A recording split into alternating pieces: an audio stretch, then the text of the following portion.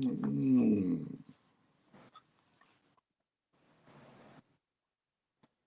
All right, all right. How you doing, Miss Evelyn?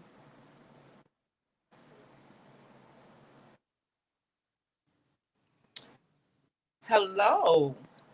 Doing good. How are you? Good, good.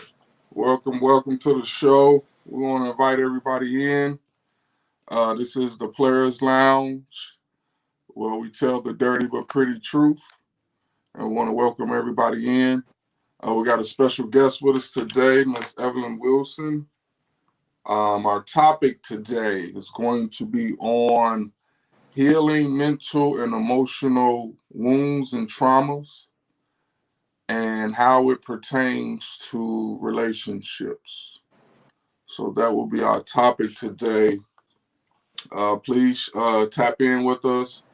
Uh, Feel free to leave comments, leave questions, and we're going to have a great dialogue this morning. Miss Evelyn, you want to go ahead and introduce yourself again to the public?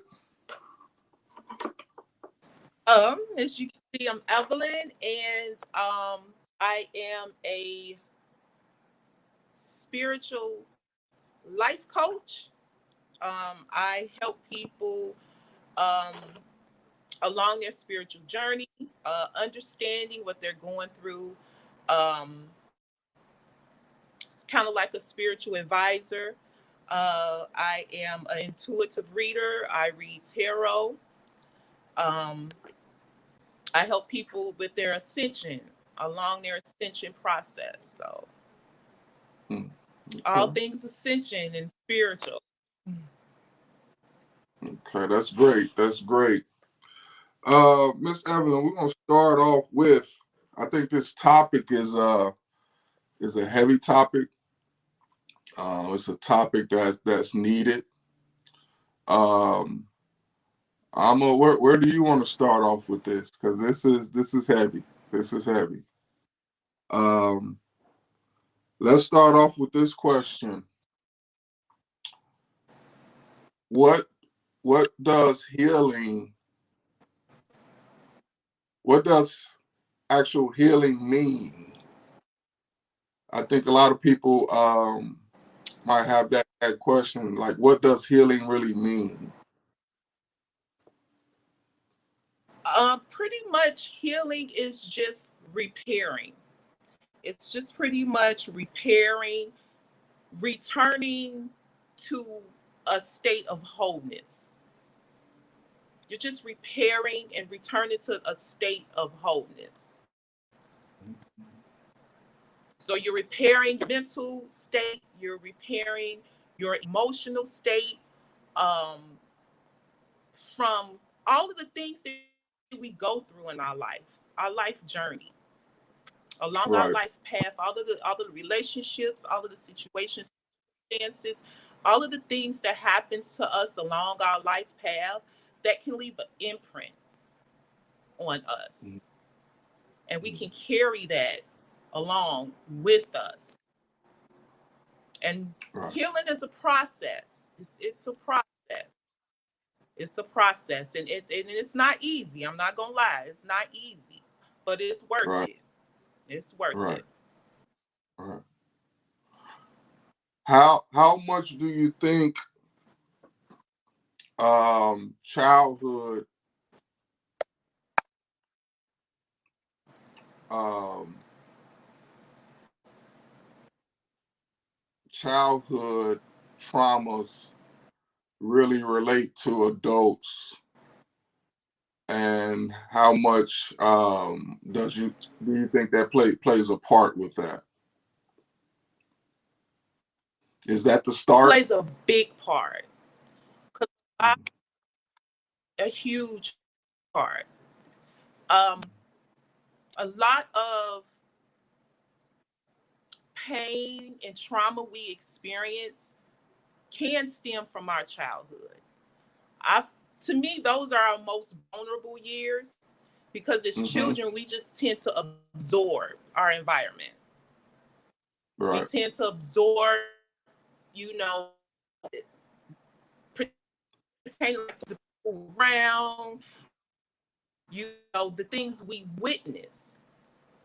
So I think that has a big part to do with it. That's part of the healing process, is that inner child. In the spiritual community, we call that inner child work. You have shadow work and you have inner child work. So a lot of that root cause of what we experience as adults has to do with what we experience in our childhood. But you have to become aware of that. That's one of the main things, is becoming aware. You know, a lot of our emotional reactions or responses has to do with what we experienced growing up and how we were programmed, how we were taught, just based off of what we saw go through, what we saw our family go through, just the situations that we saw them in. We pick up on that. We, you know, as children, we're just sponges. We're just like big sponges as children. So a lot of times we're not even aware that we pick these mental and emotional habits from our childhood.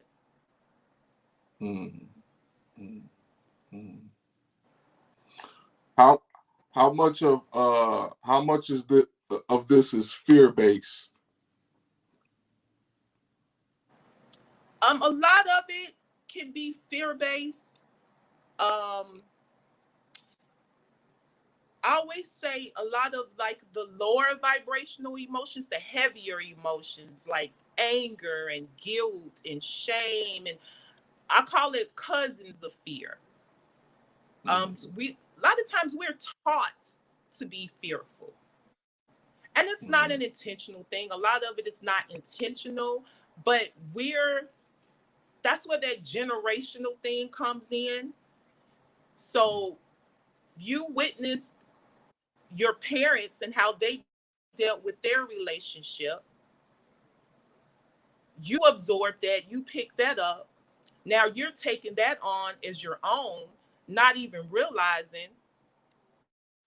that they just passed on fearful responses and fearful reactions. A lot of it can be based on fear. Fear of the unknown, the fear of getting hurt. It could be fear of, a lot of times, fear of us not feeling like we're enough. A large part of that can be based around fear. Yeah, I think that's deep. I think I think a lot of people probably can relate to that.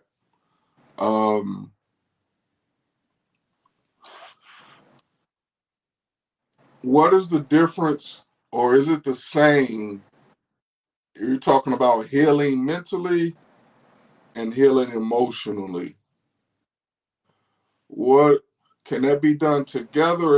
Is it different? What's your feeling on that? Well, it's done together because your emotions are directly connected to your mindset, which is your thoughts.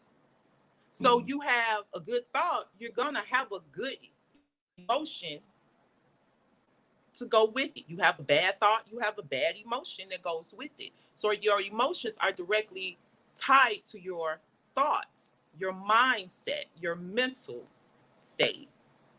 So when you're doing the work as far as your thinking, so when I say your mental or your mindset, it's the way you think. The self-sabotaging thoughts, how we think about ourselves. So when you do the work on the healing work, the healing process, you're pretty much you're handling both at the same time. Your mindset, how you think, and then the emotions that are attached to that. And sometimes that's what I say the awareness comes in. Sometimes we're not aware of that. So when you start to become aware of how you think, and that takes you to slow down.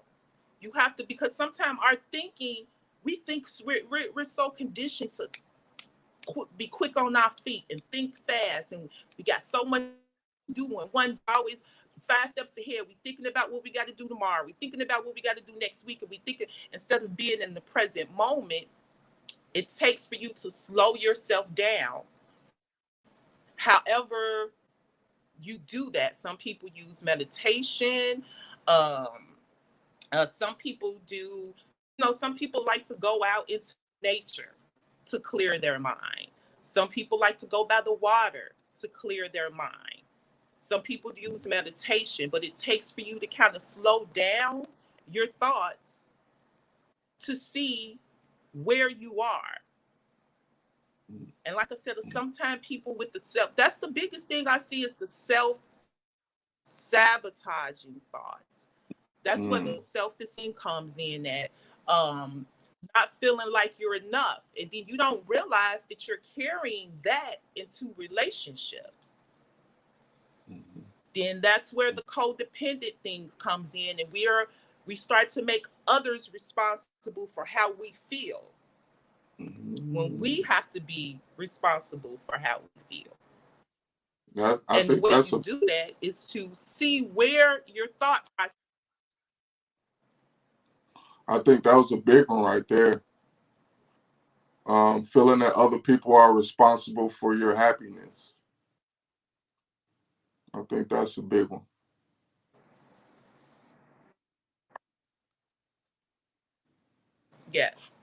Yes, we tend to do that, and it's like a unconscious thing.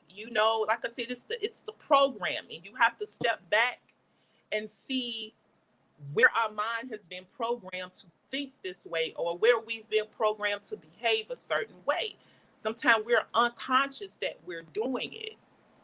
So when you get into a relationship with someone and you base how you feel off of their actions, or you come into the relationship with these expectations, and when someone doesn't meet those expectations, then your feelings are hurt.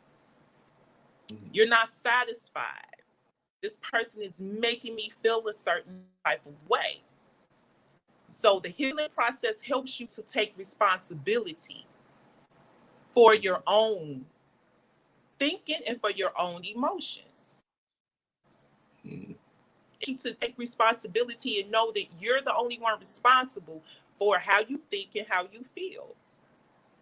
So that'll alleviate a lot of friction and conflict, the arguing, and well, you did this and you did that, and it made me feel this way.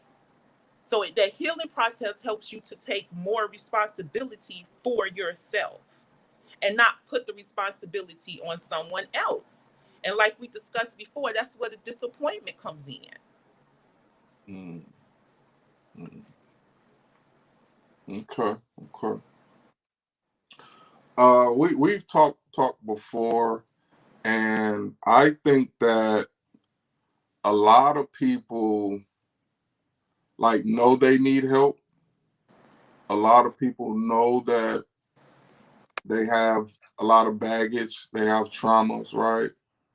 But I don't think people really know how to heal, or what that even looks like. How do you start? I think within everything is about awareness first. I would guess awareness that you do need help, admitting your traumas, or your deficiencies. But after that, how do you heal? What is the steps to healing? So I'm gonna leave that up to you, because I've had a little problems with that, as far as okay, what does that look like? We know some of the I guess I would say main things where people might use church. People might use Like they think spending time with their self and giving their self therapy is going to get their hair done or going to get their nails done or going shopping, getting massages and things of that nature. But what is healing? What does healing look like? I'll let you Well, kind of that's a explain. start. That's a start. That's the start of taking time for yourself. It's that self-care. Self-care is not about going to the spa or getting a mani-pedi or it's actually taking the time to sit with yourself. Self-care has to do with your mental and emotional well-being. You have some people that they got to be around somebody all the time. Mm-hmm. They have to be around somebody. They got to be around they boyfriend, girlfriend, they family. It doesn't even have to be a lot of time. For me, the best time to have that time alone is in the mornings. That's why I have my spiritual practice where I get up and I meditate and I sit with myself. Um, Also, in conjunction with that, is triggers. Becoming aware of what triggers you. So when I say triggers, it's okay. So if you're in a relationship with someone, becoming aware of okay, so when a person may say a certain thing to you can trigger you. Certain situations can trigger you.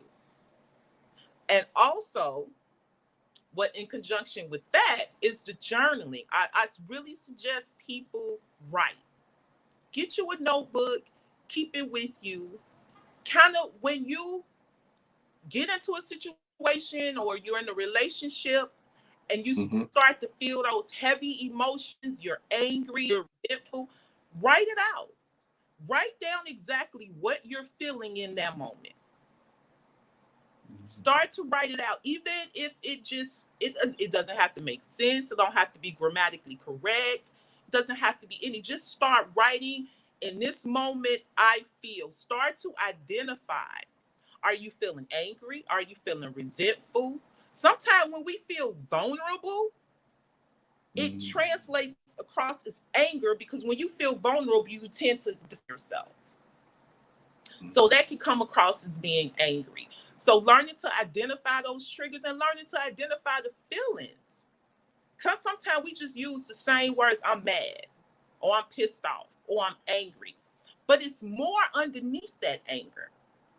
So when you start to write it out, you get out of your head. Sometimes when we're constantly thinking, it's sitting on a hamster wheel.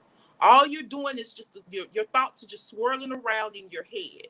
So the writing helps you to kind of step outside yourself to see where you are in that moment, what you're feeling in that moment, what are you thinking in that moment. So when you start to identify your emotions on a deeper level and not just being mad or angry or pissed off, okay, start out right now. I feel angry right now. I feel angry because this person said A, B, and C. Then you'll start to see a pattern. As you're writing and getting out your head, it's almost like it's making room for more to come up to the surface. So you will see a pattern, okay, well, this other person said the same type of things for. So when people say this thing, it makes me feel A, B, and C. You see what I'm saying? It helps you to step outside yourself. It's almost like you're putting the journaling is helping you to look at yourself, step outside yourself, get out your head and step outside yourself. And your writing is very powerful. I learned that in college. When you're writing, people tell you to write it down for you to remember. So writing can be a very powerful tool. And as you start to write, you will see you will start to see how more comes up, more comes out, because you're getting out your head, and it's almost like you're making space for more to come up to the surface for you to see. And honesty is another thing too. We have to be honest with ourselves, because a person can be a trigger. So once you identify, okay, this person triggered this vulnerable. So people don't like to feel vulnerable. I'm using that as an example. People don't like to feel vulnerable. That's scary to feel vulnerable. You automatically feel like you got to protect yourself. Mm-hmm. So when you have identified that trigger with this person, okay, now the person has done their job to trigger what's in you. Now that's how you can step away from the blame game. Now you can sit that person, deal with in the thoughts that person has triggered in you. So don't blame the person for making you feel the way you feel. Identify that person has triggered something in you. Now you can that's what I do. I kind of sit them off to the side. Thank you. And I sit them off to the side. Now I deal with the emotions and the thoughts that have come up from this interaction with you. So that helps us to kind of get away from blaming people. Isn't it fun? Isn't it funny that being vulnerable is so scary, but I believe to actually like really love and to love, really, really love someone, and then also to actually really be loved, you have to be vulnerable. But that's the number one thing that we're afraid of. But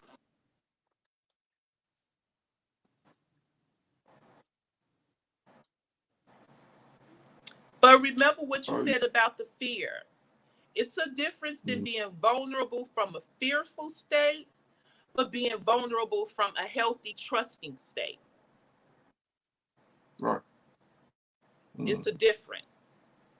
The vulnerability, a lot of times we experience is from a fearful state because we're afraid someone's gonna hurt us. A lot of our feelings and thoughts are based on past experiences.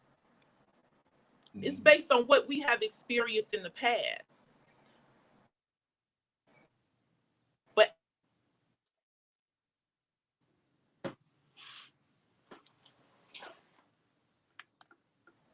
okay, I'm sorry about that. That Wi-Fi.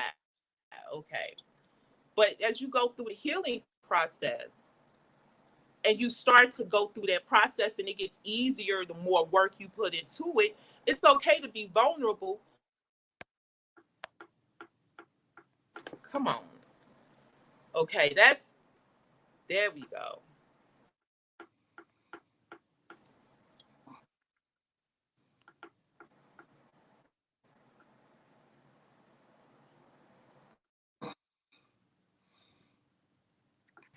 You there?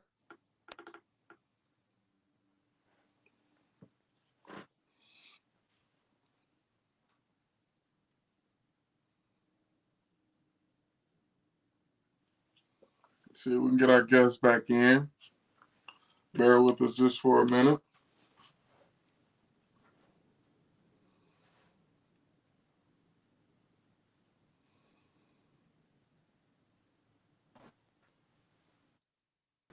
Miss Evelyn? Okay.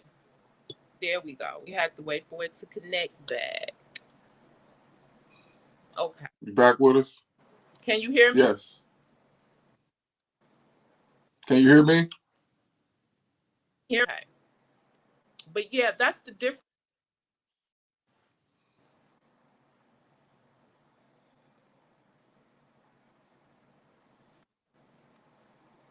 Can you hear me?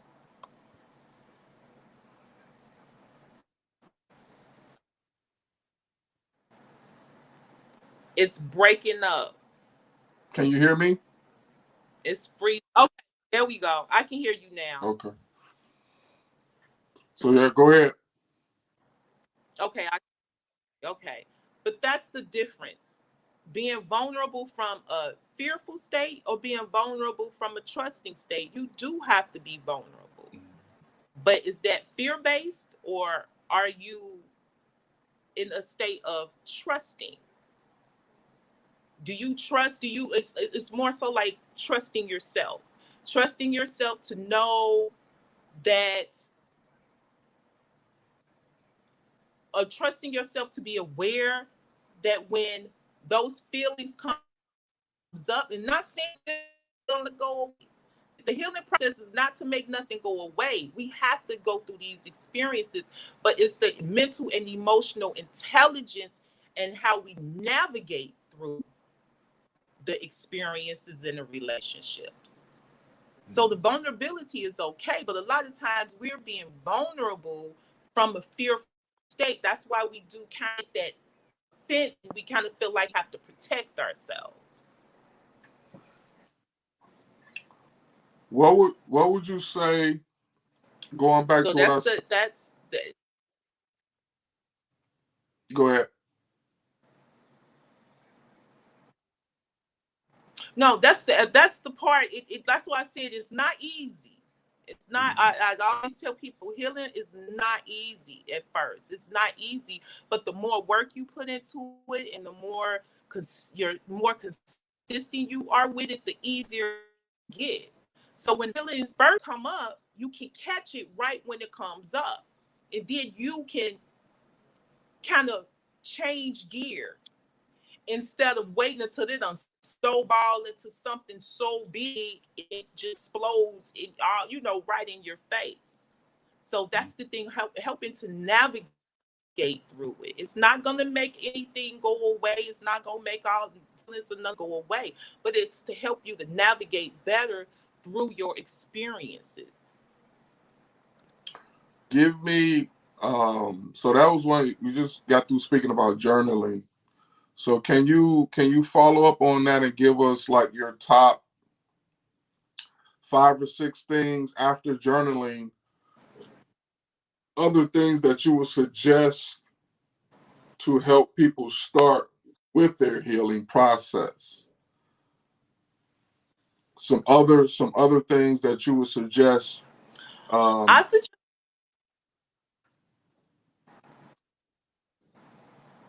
Go ahead. meditation is one of the biggest things I suggest. It kind of way because it's Are you free? connected, because meditation to you can hear me. Yeah, it's a little choppy. It's a little choppy, yeah. But the meditation, um a lot of people kind of steer away from that because it seems difficult. And it's actually not. It just takes practice, but that helps you to slow your thoughts down. Okay, because we're always, like I said, our mind is racing. It's going 100 miles a minute every day. We got so much to keep up with. We have so many thoughts running through our head. So I would suggest learning how to meditate. And you can use simple techniques to help you. They call it monkey chatter. And it's different techniques you can use to help you kind of slow down your thoughts so you can see what you're thinking. A lot of times we don't even know what we're thinking. Mhm. We're not even aware of how we're thinking and the thoughts that we think on a consistent basis. So I strongly suggest meditation. Like I said, it's a lot of easy techniques to help you. And meditation don't have to be all deep and you levitating and then you're drifting off into the star. It don't even have to be all that. It's just a simple. You can do a simple 20 minutes. It don't even have to be to 10, 15, 20 minutes in the morning. I suggest the morning because that's when you're first waking up out of that sleep state, and that's when your mind is the more susceptible before you get started and you started thinking about you and this before everything gets started. 10-15 minutes of just sitting and you have also, I want to put this out there too, you can use guided meditations as well. You can use guided until you're able to do it on your own. YouTube has a bunch of guided meditations to help you to start to slow your thinking and slow your mind down. So that's one of the biggest things is like the journaling and the meditation. Those two are the biggest things. Okay. All right, give us a couple more. Let's go a little bit deeper with it. After the journaling and the meditation, give us a little bit.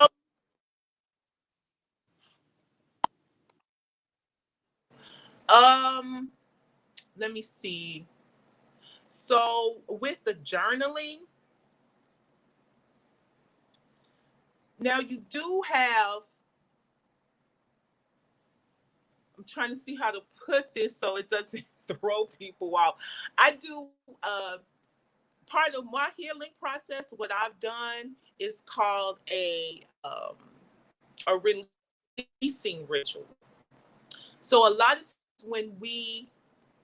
when I become aware of what I'm carrying around mentally and emotionally, it can seem difficult to kind of stop doing it or difficult to kind of change gears.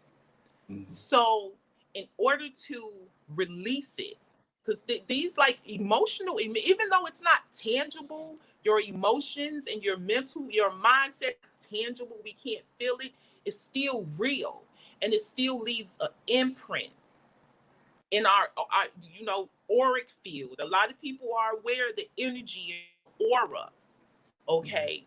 And it's like you have this bubble, you have this certain aura. You know how when you're in the room and you have your back turned, but you can feel somebody done walked in the room behind you?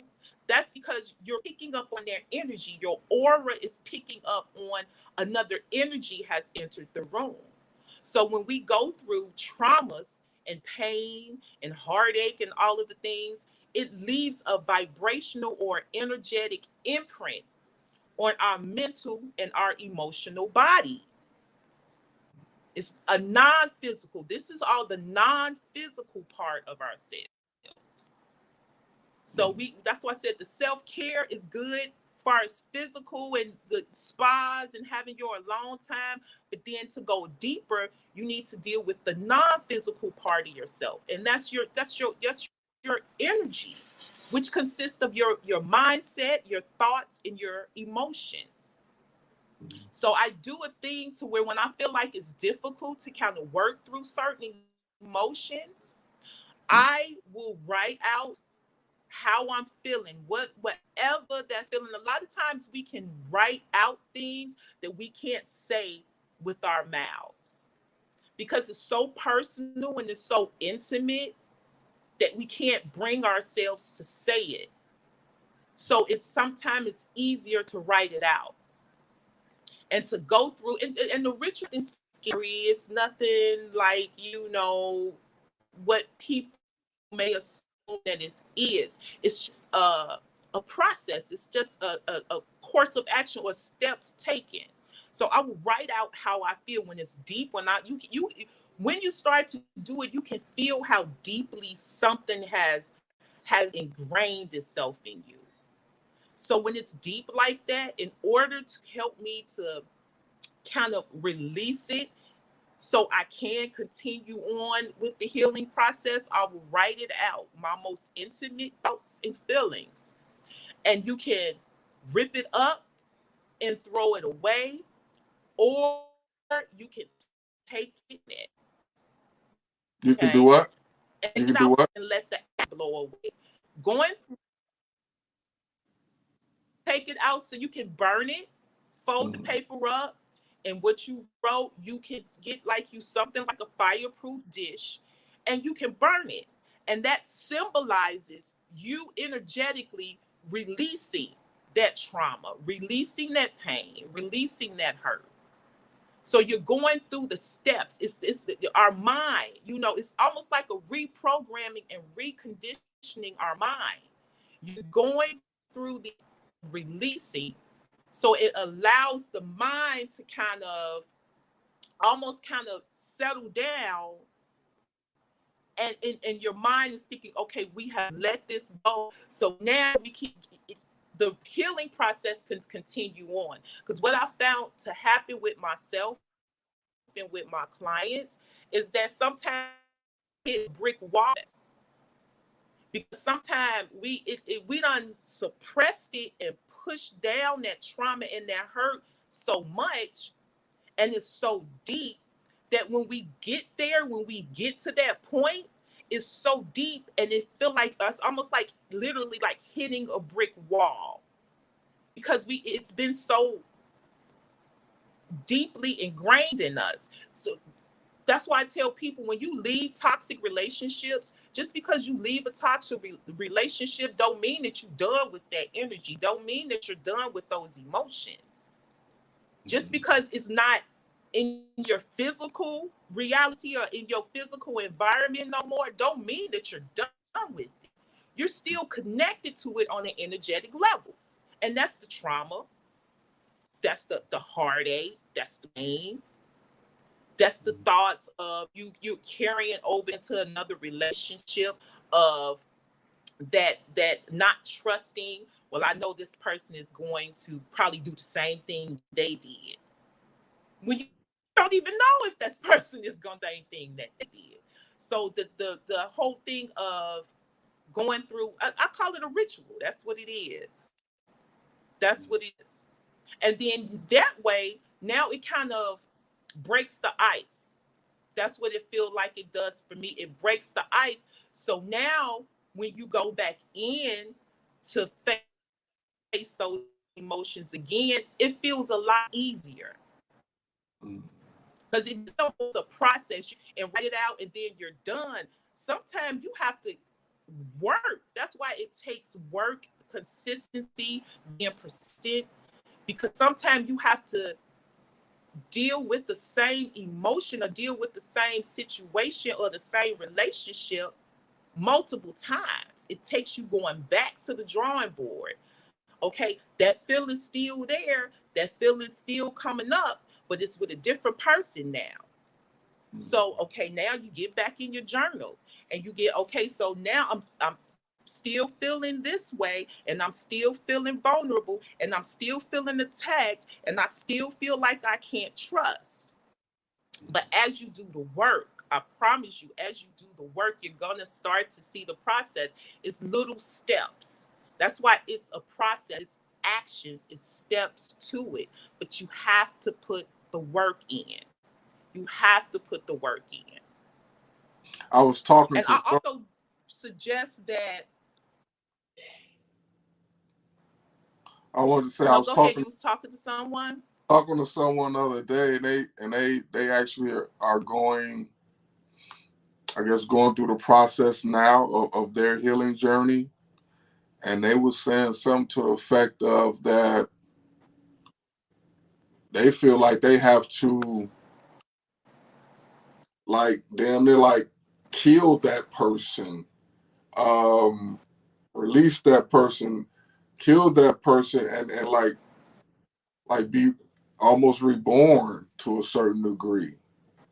And then also, this Yes, young lady, this yes, young yeah, this young lady was talking about, you know how we pass these traumas, you know, it's damn near in our DNA sometimes, you know, from our families, and pass along through the DNA. And speaking about it on that deeper level, you know, why don't you speak a little bit about that?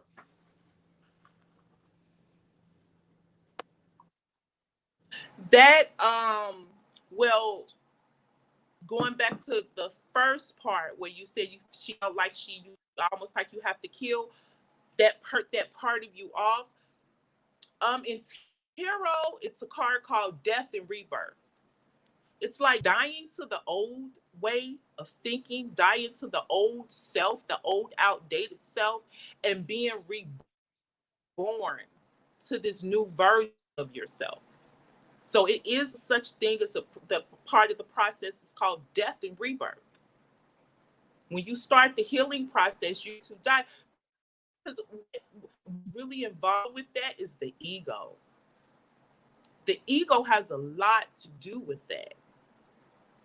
And when your ego feels like it's no longer in control, because the ego really is not a bad thing. The ego really tries to protect us, but it's all based on past experiences. Mm-hmm. So when it feels like it's no longer in control of trying to protect us, it will kind of fight you to maintain that control. And in other words, try to maintain that protection. So that is a real thing. It's called a death and rebirth process. And then the part of the, like it's in our DNA, that's that ancestral healing. That's ancestral healing. We're healing generations of trauma. A lot of us are doing that. In this day and age and in this time, a lot of people are awakening spiritually, and we talked about that before. So this is not a religious type of situation. This is awakening spiritually, coming into a more broader perspective of looking at it. So we are healing a lot of ancestral trauma. And you're right, it is in our DNA, which means that we can be more susceptible. That's how people are more susceptible to addictions. That's how people can be more susceptible to being in toxic relationships, because it can literally be in your DNA. And what happens when you start that healing process, you kind of start to activate these things in your DNA. So when it feels like you're dying and it feels like it feels so deep and so hard, that's that DNA being woken up and coming up to the surface. It don't feel good because it's trauma. It's pain. It's hurt. That's what she actually said. It feel like death. Like you literally feel like, you know what I'm saying? You feel like death, and that you got to be willing to go through that. You got to be willing to face that pain. What is called the dark night of the soul? What as far as like what we call it in the spiritual community, it's called the dark night of the soul. That's what that translates to, is dark night of the soul. Where you're literally like, I times with my, and I'm balled up in the fetal arm, crying, because I have brought up. I started to tap in and I started to bring up and face. Once you start to face, and that's what the writing does. The writing helps you get out your head, and it helps you to make room for more to come up to the surface. And once it starts to come up to the surface, okay, you will be on the floor in the fetal position crying. But that's what I tell people. It's not easy. It's not, but it's worth it. And the more work you put into it, and I say this because I don't want, when you say that, people kind of get a little scared, like, I don't want to do that. But it is so worth it. And the more work you put into it, the easier it gets for you. It does get easier. It does. But yeah, it can be tough. It can be really tough. It can be days, and that's why they call it the dark night of the soul, because you sitting with that darkest, most intimate parts of yourself.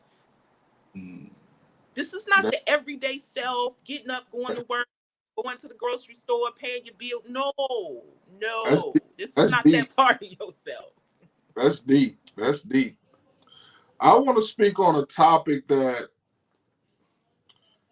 I don't know about other communities, but I know it's so sad in our community, and I think you can speak to that a little bit too. In our community, I want to speak on that piece of our girls, our girls and our women in our community and facing and healing from physical abuse, molestation, which I think is big, and it the numbers are crazy. I'm not going to even speak over a number, but the numbers are crazy about, and I can just from my experience, almost every girl or woman that I've met, almost everyone has some type of story about molestation. Almost everyone.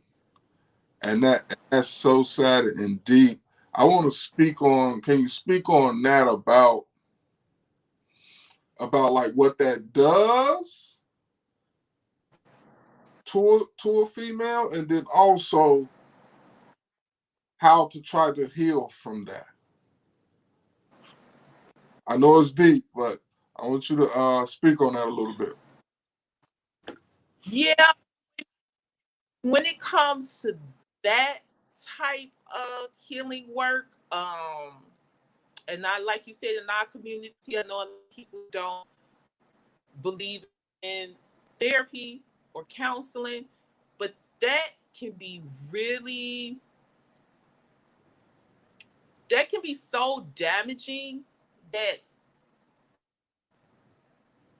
people can develop personality disorders like the dissociative, to dissociate, to detach from the experience because it was so traumatic. Mm-hmm. So when it gets to something like that, I do, if need be, if you feel like you can't handle that on your own, I do suggest to get professional help or speak to a counselor to kind of get you through the rough stages. But that can really have an effect on, as a woman, as a young girl, your self-esteem.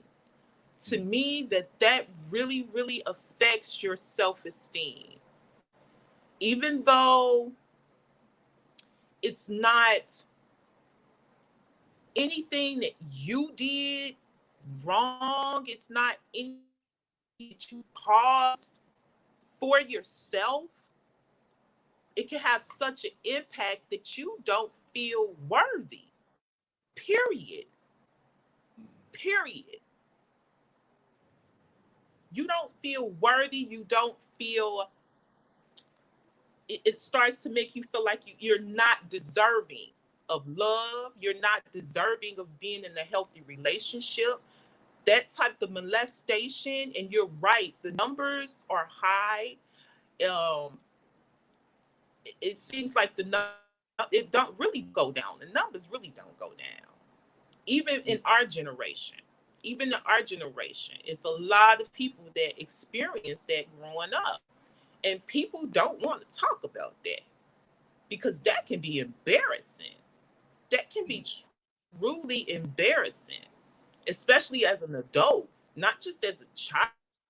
As a child, not what's happening because you don't Mm-hmm. have the mental capacity to process what's going on.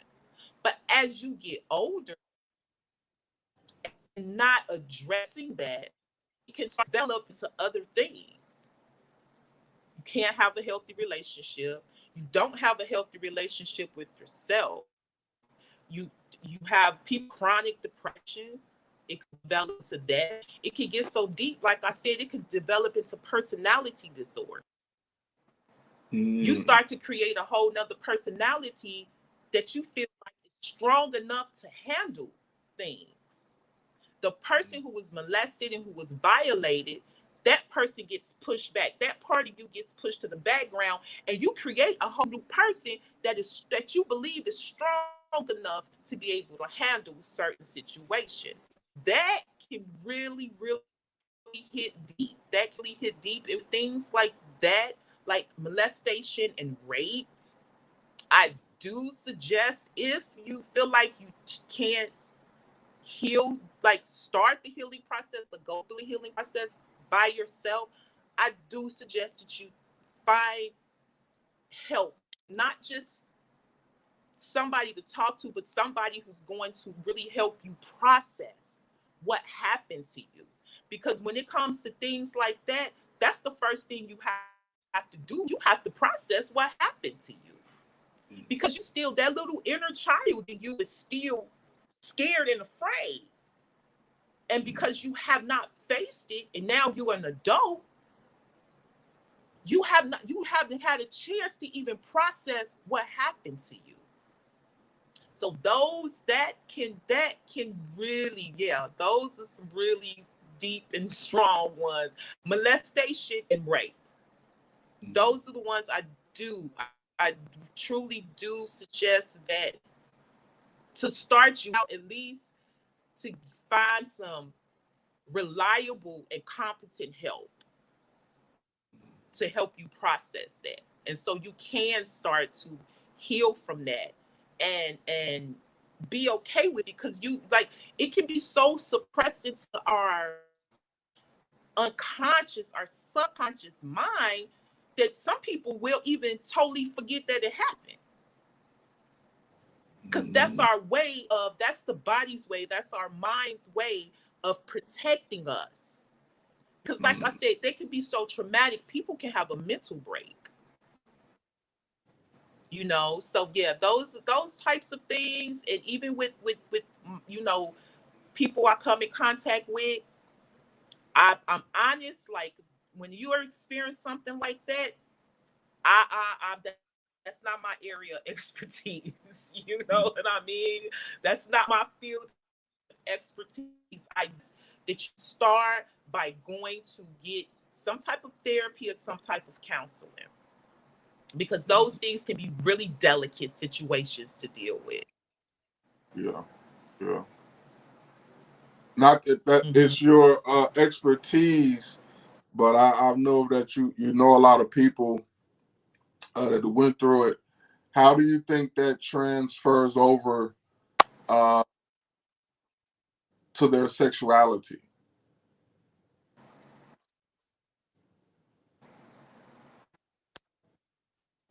I'm sorry, to their what?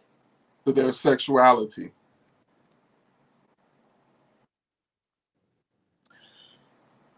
Wow. I feel like that can cause some confusion. Because once again, if proper what happened to you, I feel like it can cause you, not saying that this is the cause of it, but it can cause you to become confused about sexuality, because something like that happened to you at such a young age. When we're young and in our pubescent years and early childhood years, we don't completely understand sex and sexuality and what that entails and means. We don't completely understand that. So having not properly processed it, I feel like it can cause you to be a little confused about your sexuality and what you may feel like you're attracted to. Now, not saying that it's a cause. It's just a piece that it can. I'm not saying that, but it can. Yes, it can cause some confusion, because, like I said, that child self, your inner child, is a child. I don't care what nobody say. It's no way as kids that we have the capacity to understand sex and sexuality. We don't. Not as a child. We don't understand. We don't have the capacity to understand.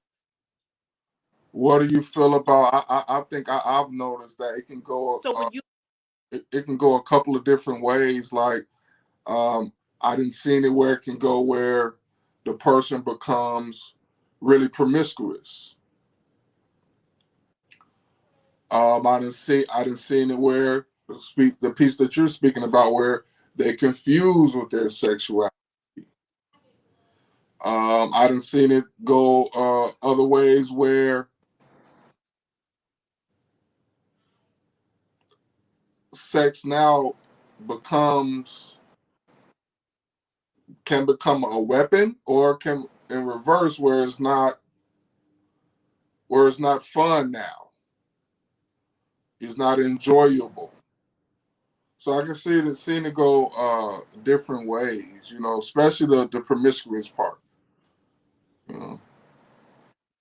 What do you think about that? And I've seen it to where you totally avoid it at all costs. You just totally shut down that part of yourself. And you just totally avoid. You avoid talking about it. You avoid doing it. You just totally avoid it at all costs, because that affects your level of intimacy. Sometimes it could either be, like you said, it could be depending on how it affected you. You can be just permissive and think that that's just, idiot, everybody, and this guy over here and this over here. Or either it could be to where it's just you totally shut down. I've seen people that have totally shut down. They don't even like talking about sex. It has traumatized them to the point where they don't any kind of seeing it on TV, talking about it, the act of it, all of that, they totally shut that out. So it's out of balance. Either way you go, you being overly promiscuous or you're totally shutting it out, it's still not balanced out. It's still not balanced out. And I feel like it all has to do with your self-esteem. That can it on the subconscious level, it can make you feel like, with the being promiscuous, it can make you feel like this is what I got to do to get your attention. This is what I got to do to get attention. And then on the other end of the spectrum, you feel like I don't want no attention. It had traumatized you to the point where I don't even want no attention from nobody. So that's why I say with that can be a real delicate area to deal with. So that's definitely something that has to be dealt with on a professional level, like you say, counseling.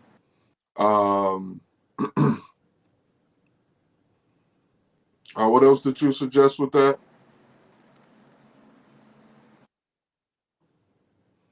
Professional counseling.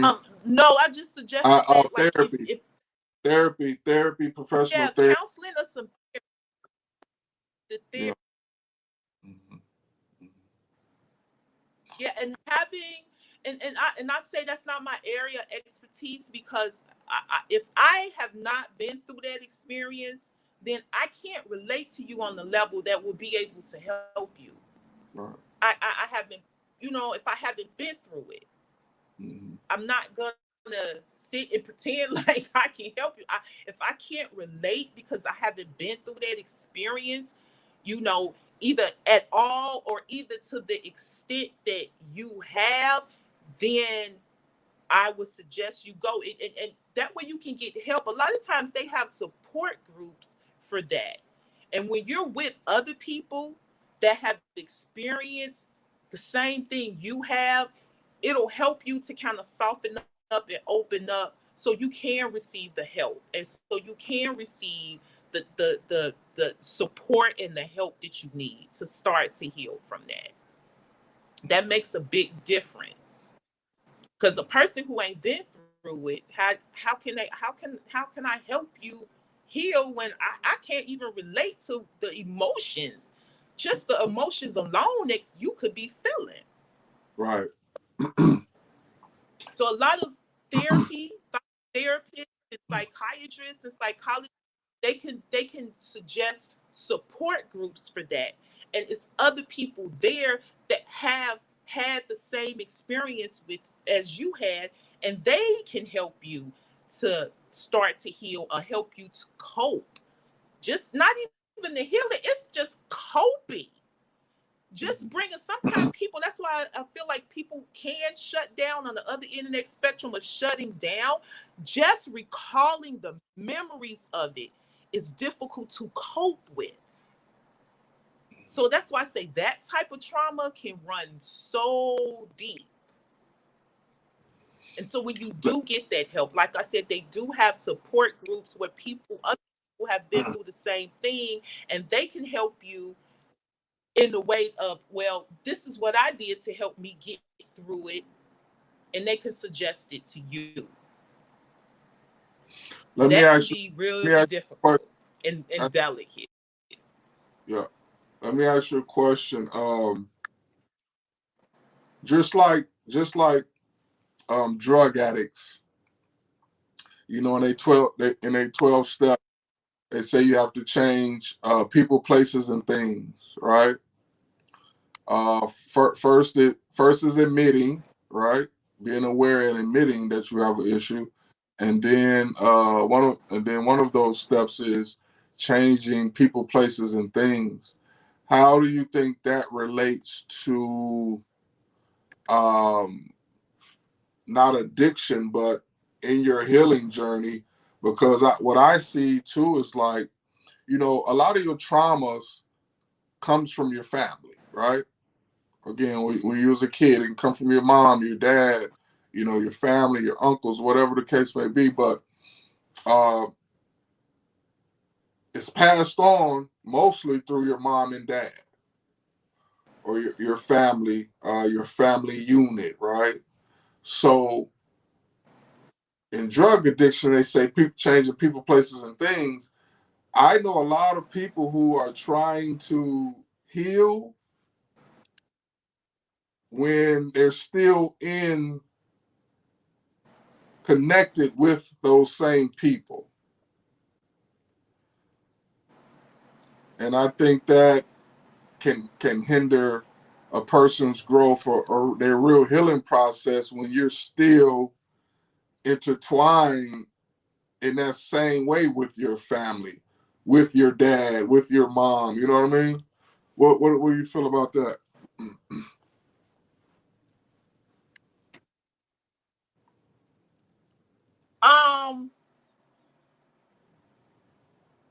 Sometimes with the healing process, it do calls for you to be off by yourself. It does. It does, because it's just like being in a toxic relationship. You can't heal from the relationship still being in the relationship. you can't. It's not gonna work. You're gonna be caught in this loop. You're gonna be caught in this cycle.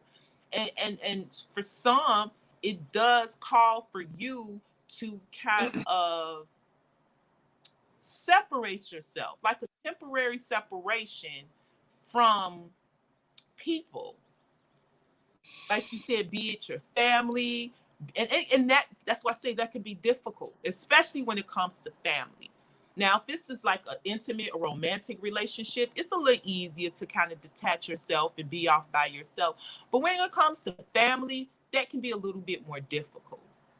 But sometimes it does call for you to kind of step back and detach for a while, temporarily, sometimes permanently. It just depends. It just depends. But it does call for you. I've seen it. I've done that. I've had to kind of separate myself from my family, from my friends, because I had to focus on my healing. And a lot of the triggers that I was experiencing with my friends and my family, you know. So I had to take that, and that's part of that self-care. And sometimes people not gonna understand that. They not going to understand that. They gonna wonder what's wrong with you and why you got to do all.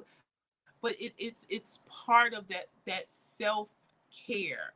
It's part of that self care. Sometimes you have to kind of go into hermit mode, so to speak, because it can become a distraction, because you're trying to heal the same thing you're trying to heal from.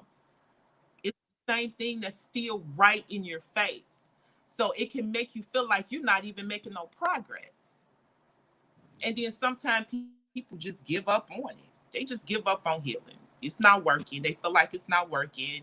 I'm done. I don't need to do it. So sometimes, yeah, it calls for you to separate yourself, like you said in the NA and the AA programs. Like, you can't be around people who drink if you're trying to stop drinking. You can't. That's why people can't go to clubs anymore, because you're trying to stop drinking. You have to separate yourself from that so the healing process can be effective. Yeah, yeah. I think that's the hard part with your friends and family, because you love them, you know what I'm saying? And but that's when I say sometimes you have to analyze love, because love can be shown in a dysfunctional way. I didn't have people that I know love me, but their love is dysfunctional, and they don't really even know how. Like, their concept of loving, they believe is loving, but in a lot of ways is dysfunctional. But you still can know that deep down that they care about, what I'm saying, they really care about you, but they only doing it in a way that they know how, you know. That's why I say everybody got their own definition of love. Mm-hmm. My definition of love may not be your definition of love. And you're right. They're thinking it's love because this is how they've operated all this time. Mm-hmm. So to them, that programming is, this is the way I love. This is what love looks like. So when you call that out and say, no, that's not what love is, it's like they kind of like, no, yeah, it is. That's what love looks like. But that's what it looks like to them. Right. That's what it looks like. Right. That's why I say the most important relationship to work on is our relationship with ourselves. That's where you start at. How do you love yourself? Because 9 times out of 10, how you love yourself is how you're going to love somebody else. When we stop to take a look at that, how you love yourself is how you're going to love the next person. How you going to love your family, how you going to love your husband, your boyfriend, your friends. How we love ourselves and how we show ourselves that love is how we're going to show other people in our life. Let's speak on that. How do you show yourself love? How do you love? Well, that's the question. That was the question I was going to give to you. How do you love yourself? How does that look? How do you love yourself?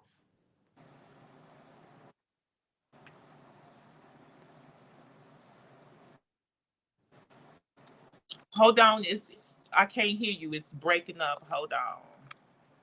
Let me try to move this. Can you hear me? Trying to move it around. Okay. Okay. Can you hear me? Okay. Can you repeat that? So you just spoke on the first thing is learning how to love yourself, right? How does loving yourself look like? How do you love yourself?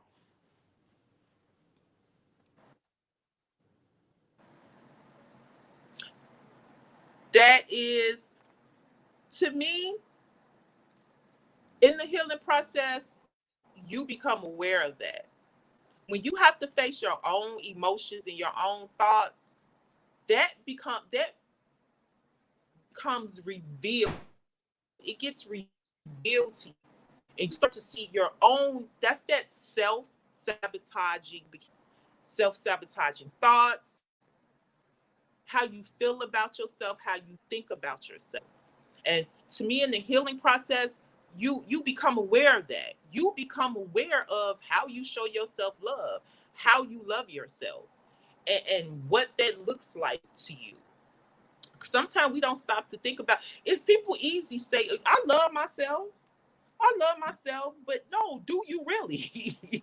Do you really? What does that feel like and what does that look like to you? Loving yourself just because you know you take care of this outward vessel. Okay, but what about in here? What about the parts of you that people can't see? What about the parts of you that people don't really know? That your intimate relationship with yourself. What does that look like? It's easy to say that. People quick to say, I love myself. Oh, but do you really? Do you really? Because when you start to peel back the layers, it's easy to say it on the surface. But when you start to, like an onion, when you start to peel back those layers, and it's not a bad thing. It is this is something natural that happens to us. Look at the life that we live. Look at the things we have to go through. Look at the things we have to endure. Look at the relationships we've been through. Look at the experiences we've been through. Those have an impact on how we feel about ourselves. So it's natural for that to be a result of us not really feeling that good about ourselves.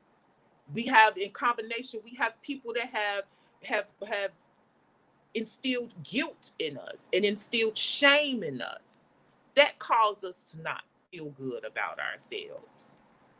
So how do you show yourself love? And a lot of times too, like I said, I truly believe relationships can be a mirror of what's going on inside of us, especially romantic relationships. That's why you can see people that have to be in the same cycle. You go through the same thing, but with a different man or with a different woman. When you start to see patterns and cycles like that, these people are just a reflection of what's going on in here. So that's where that blame comes in. You can't, it's you taking responsibility for your own well-being. So, like I said, when you start to peel back them layers, you got start to see them not so good thoughts, how you feel like you're not good enough. You know, you feel ashamed of certain things. You feel ashamed of yourself. You feel guilty, and sometimes that guilt can be overcompensating. It's getting attention. You got to overcompensate. Or either it can be the other extreme to where you're so guarded that you don't even allow yourself. It's not even that you don't want a healthy relationship. You don't allow yourself to have a healthy relationship. Because somewhere in there, you feel like you're not worthy. All of these emotions that you have accumulated throughout your life. That's why I say it takes, the healing is a process. And it can be a deep process, and it takes time. It does not happen overnight. It doesn't happen in a couple of weeks. It's an ongoing thing. But like I said, the more you work, the more work you put in it, the easier it gets. So when you do start having sabotaging, you can catch yourself right away. And I do that. When I start thinking a certain type of way about I'll be like, see, there you go. That's that shit right that you be doing that you should not be doing. You shouldn't think about yourself like that. You shouldn't talk. What did we learn? So you start to catch yourself before it becomes so big and so overwhelming. So that really, I always suggest people to. That's why we get out of a toxic relationship, or you get out of a relationship, take some time for yourself. Take some time for you to even process this relationship, especially if it was toxic. Because if you jump out of one relationship and go into a next relationship, and you haven't even processed what's happened, or the ending of the relationship and what happened during the relationship, what you're doing, it's like a pressure cooker. Now you're just pushing it down. It's not going nowhere. You're just and push it down, and you're using another to do, and those emotions and that hurt and pain, you just keep pushing it down. And then what's gonna happen? The next person is gonna come in, and they're gonna trigger the same emotions. Now it's going to like a pressure cooker, is going to explode because you haven't faced it. You haven't become aware of where you are mentally and emotionally. Take some time in between relationships. Take some time for yourself. That's part of that self-care and that self-love. Take time for yourself. And another, like I said before, another red flag as far as the healing and that you need healing is that the fact that people that always have to be in a relationship. When you are comfortable being in your own space and being by yourself, just because and this is that cliche saying, just because you by yourself don't mean that you alone. That don't mean you lonely. If you are by yourself and you spending time by yourself and you are in this mode that I'm alone and I don't have, then that's a red flag that you need to do some healing. Because that's the first thing. We should be comfortable in our own skin first. We should be comfortable in our own space first. That's self-care. That's loving ourselves. I want you to stay right. Give me have a boyfriend. I want you to stay right there. Give me a couple more red flags. So the first one was can't be by yourself. Couple more red flags. Yeah.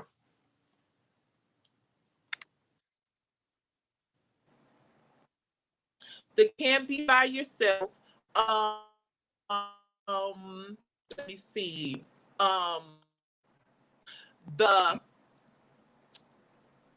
What I have experienced and what I've noticed, when you are more concerned about what a person thinks of you, their perception of you, when we allow that to influence how we feel about ourselves, and it can manifest is always asking, well, what you think about this? Or even something as simple as, how you think I look in this? And, what you think I should do about this? And how you think I should handle this? That translates, you are more concerned about how this other person feels about you more than you are concerned about how you feel about yourself. That's a red flag. That's that confidence level, your self-esteem. You are giving away your power, and you're making another person responsible for how you feel about yourself. I've seen that. I've seen that in relationships I've had in the past. I've seen that with other people. Another red flag is this thing as far as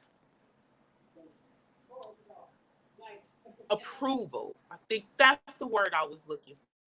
Looking for other people's approval. That's a red. That's a red flag. And like I said, that can manifest in many different ways. Something as simple as always asking the person, like when a woman gets dressed and she's always at, well, what you think? And if a man doesn't give you that response of, oh, baby, you look good, if that's not the reaction you get, then now that has affected your whole mood. That's the whole day. Now your whole day is just messed up because this person didn't give you their approval. That's another red flag. Let me see. Let me give you one. See what you think about this.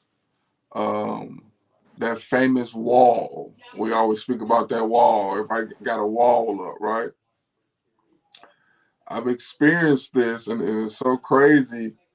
I can understand it from a negative standpoint, but have you ever experienced from a positive standpoint, meaning this is that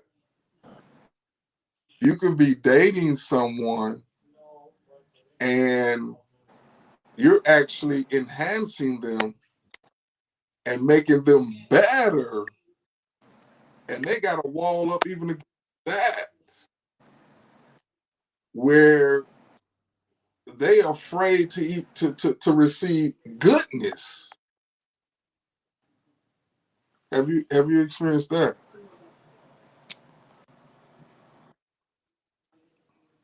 You said they're afraid to receive like goodness. Yeah, good, like goodness. So it's good stuff. Like somebody really making you better. Someone that's going to make you up your game. Someone that will be pushing you to be better. Like I done seen people like have walls up even against that. Like, you know what? I'd rather stay in my comfort zone of here, instead of elevating. I've seen it in that way. And that's like the ultimate dysfunction to me. And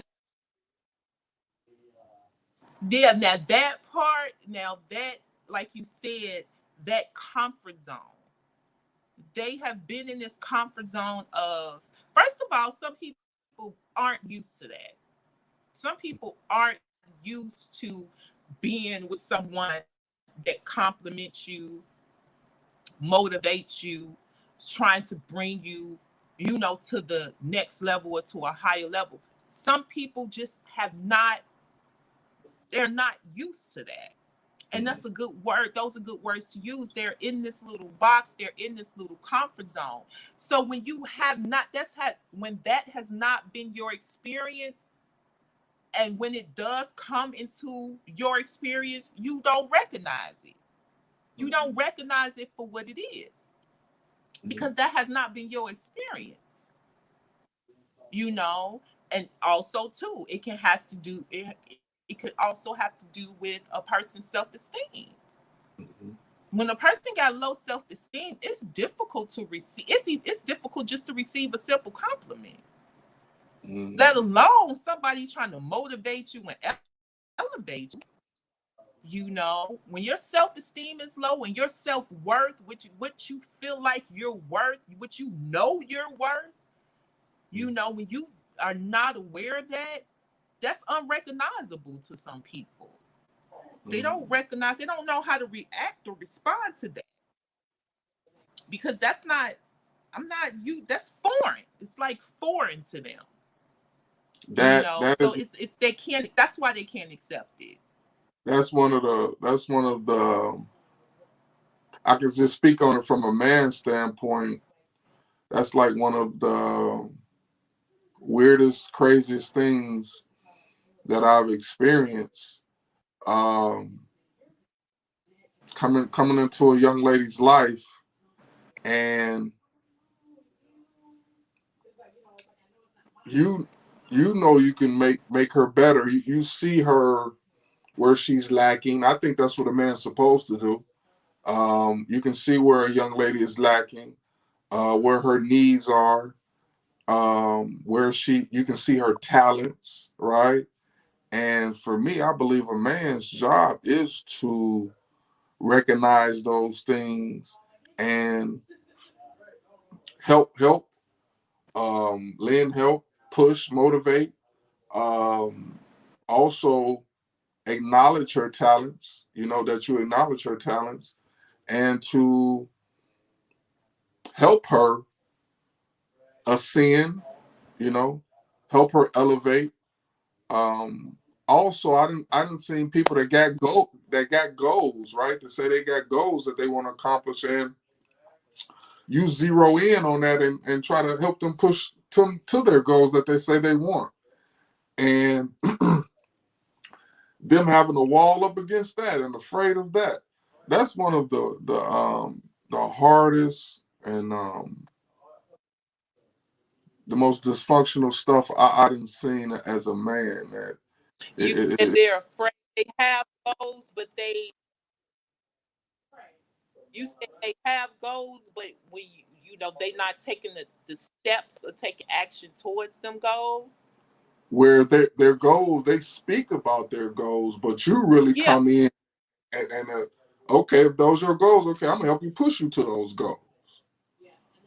And them being, afraid of really, really attacking that or doing that work to get there.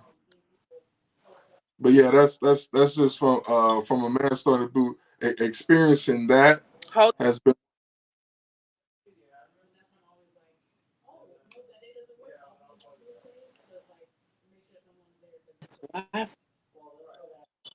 Okay, there we go.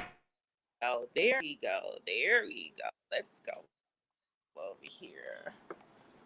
Let's go over here. Okay. Okay, maybe this is a different area. It's a better little area. But yeah, when it comes Yeah, to that, that, it sounds good.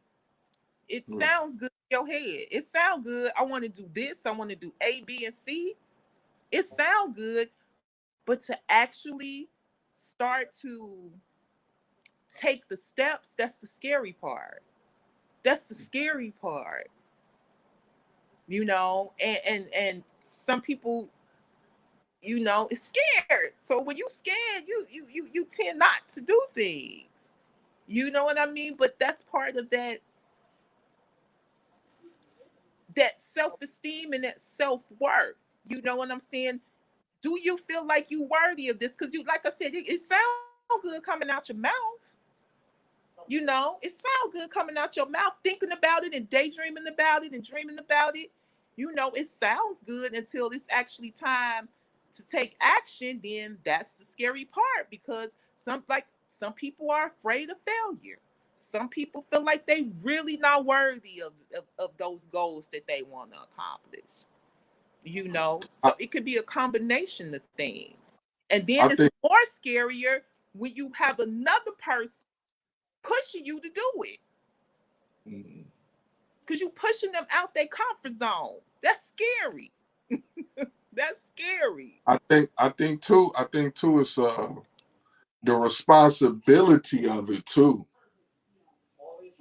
Like speaking from a relationship standpoint, the responsibility of it, meaning, I don't know if you I'm gonna see if you ever had this happen where that person knows that you can be good for them, but the responsibility of them now having to rise to that occasion or love you on that, you know what I'm saying, what it takes, they would rather stay with the low hanging fruit. They would rather stay in a relationship that they're in that they know that's not as good for them. They'd rather stay there instead of ascending, right? Because of the responsibility that it's going to take. Have you ever experienced that?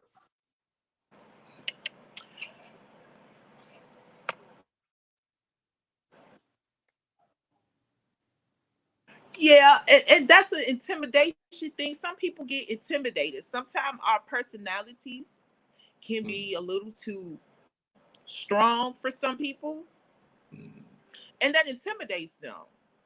Once again, you pushing me out my comfort zone. mm, You pushing me out my comfort zone. Can't do that. I like it here. It's mm, comfortable here. It's comfortable. I don't know nothing about over there. I don't know mm, nothing about that. So I'm gonna stay where it's comfortable. I feel safe. Rising to the occasion, and I've had that. You know what I'm saying?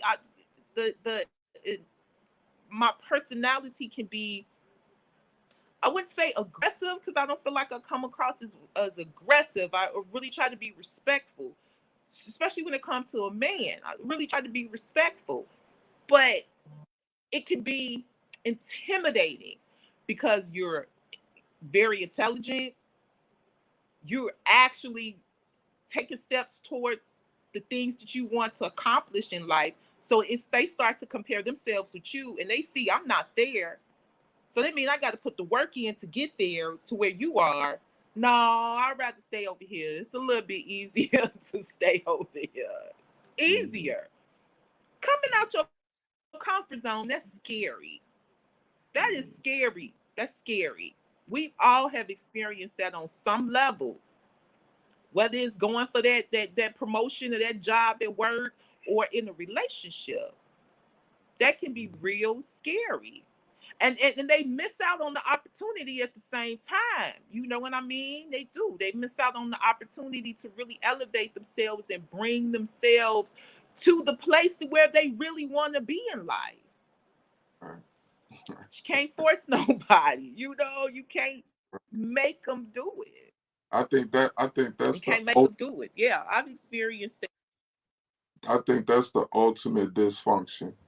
I think that's the ultimate dysfunction. Yeah. Or either the ones they see where you are, but they try to keep you, they try to pull you down here with them.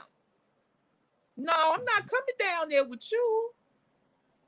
I don't work to get up here. I'm willing to help you to work to get up here. I'm willing to tell you how to get up here. But one thing, I'm not about to come down there with you. You're not gonna pull me down there with you. No, that I've experienced that too.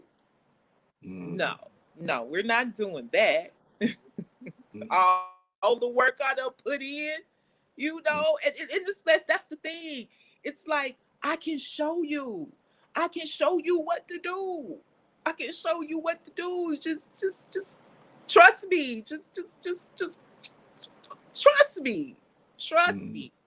But when people, that comfort zone thing, sometimes that's a hard thing to come out of. That's a hard. Some people don't want to. That's being honest. Some people don't want to. It's a meme that that was up that says something to the effect of, you never know how damaged a person is until you try to love them. And I think that's so true. That's good. That's good. That's yeah, that's good. That's deep. good. Because that opens up a whole nother can of worms. That does. That opens up a whole nother can of worms. Like I'm literally trying to love you. And you actually running from that love. Yeah. That's crazy. Yeah.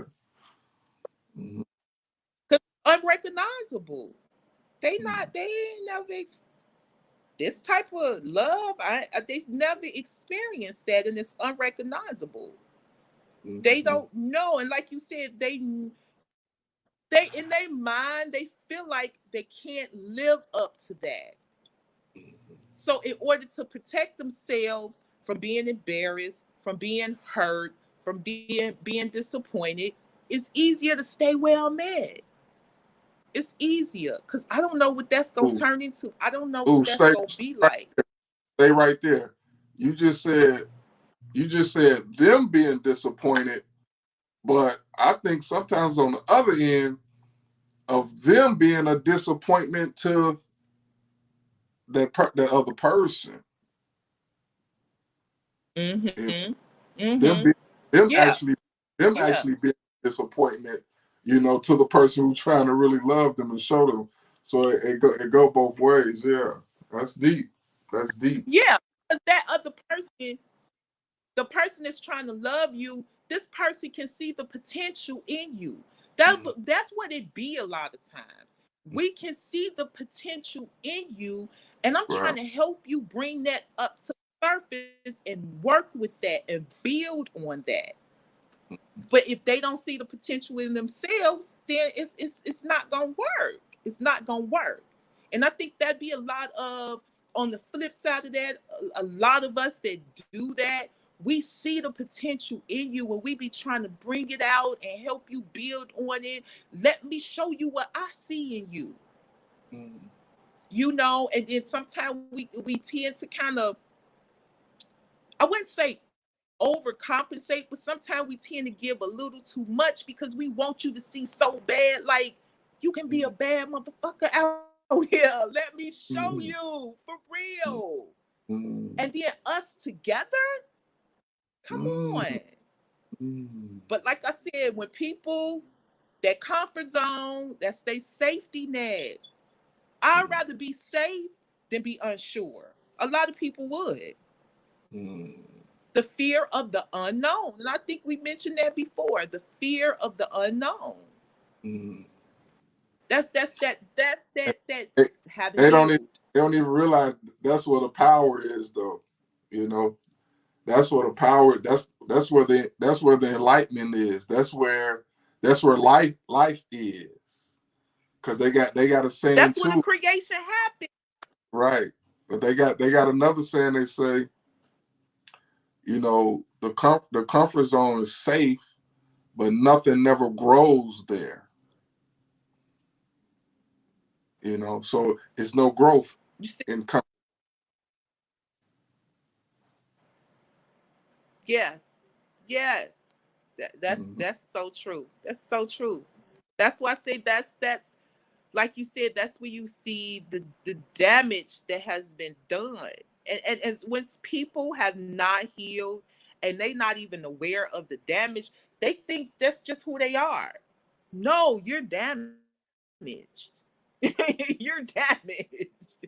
You have some trauma, you have some damage that has taken place, but they can't see it. They are literally are oblivious to it. And that's when I say that healing process helps you to reclaim your, not only reclaim your power, but it helps you to become so self-aware. That self-awareness is the key. When you got Right. two people that are self-aware, it's a That's lot powerful. that can be done. That's powerful. But when you got only one, yes, got only one person that is self-aware, the scales are not balanced, because you're gonna have that one person kind of carrying the weight for two. The scales are not balanced. So you're gonna find that other person trying to compensate for this person that's lacking. I see the potential in you, but you don't want to see it in yourself. So we tend to kind of that compensate for that, like, okay, well, I'll take on this, or I take on the brunt of this, or I take on, you kind of start to pretty much overcompensate. But Right. that's why I say that self healing really helps you to become self-aware. So even if you do, not saying that we're gonna be perfect and that we're all emotionally perfect and mentally perfect, but if you Right. do get into a relationship with someone and these situations comes up, you can be mature enough to say, "Hey, you know what? I've had a problem with this area in my life for a while, and I'm working on it." That honesty will take you a long way. That Mm, honesty will help the relationship kind of grow better. You know what I'm saying? Instead of just be acting like you don't know what's going on, and you. But when you're more mature in that way, you can be honest with the other person. Be like, sometimes, these certain things, situations like this, it kind of makes me feel uncomfortable. I've been working on it. I ain't quite there yet. You know what I'm saying? Now you can work with something like that. When you yeah. honest with me, like mature enough to be honest with me, No, I was gonna huh? say that. No, I was gonna say that's dead on. Adding that honesty, which would turn into communication, being able to communicate it. Because some of us we feel it, but we don't know how to Yes. communicate it, like to tell a person how you're feeling, or what you need help with, or if you got a trigger, if you Yes. feel a trigger, to communicate that. And also to communicate to say, I like this, or I don't like this, or that doesn't feel good, or that does feel good. Just the communication piece. Oh.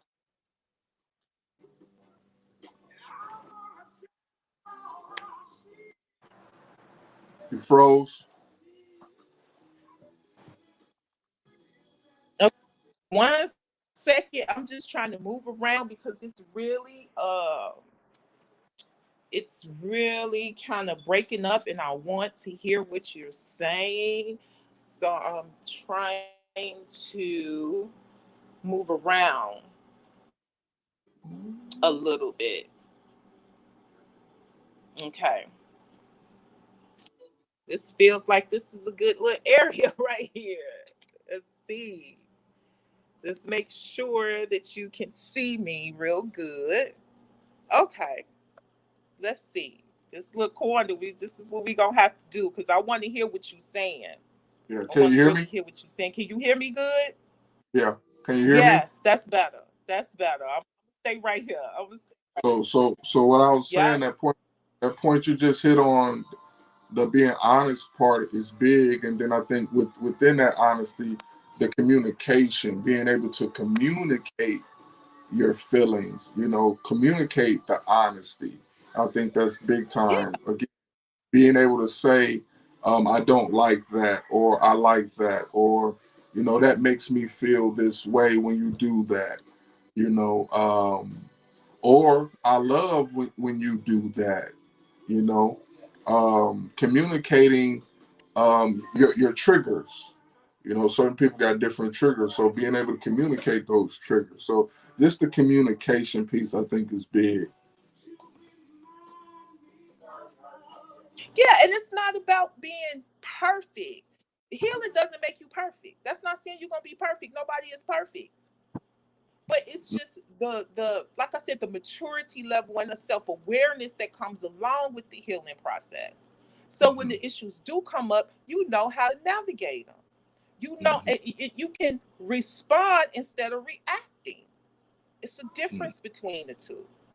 mhm, Instead of just reacting because you're in your feelings and you've been triggered, you can respond from a mature place and say, hey, you know what? In the past, I've had issues with this, and I'm working on this in this area of my life. So if I may act a certain way, this is the reason why, and that helps the relationship so much. That's the thing I tell people. It's not about being perfect. It's no, nobody is perfect. No, we're perfectly imperfect. mhm. I want to end on this. I want to go back over. I want you to give the listening, our viewers. Here. Can you hear me? Can you hear me? Yes, I can hear you. Okay. I want to end our conversation on giving the viewers something to do. We gave them, a couple of things: journaling, meditation, and some self-awareness stuff. But I don't know if you had anything written down that you wanted to speak about. But let's give them some, not, I wouldn't say solutions, but give them some things that can help them within their healing, within their Some journey. steps. Some steps, like let's give them something. Okay, I really suggest the journaling. Get you a notebook.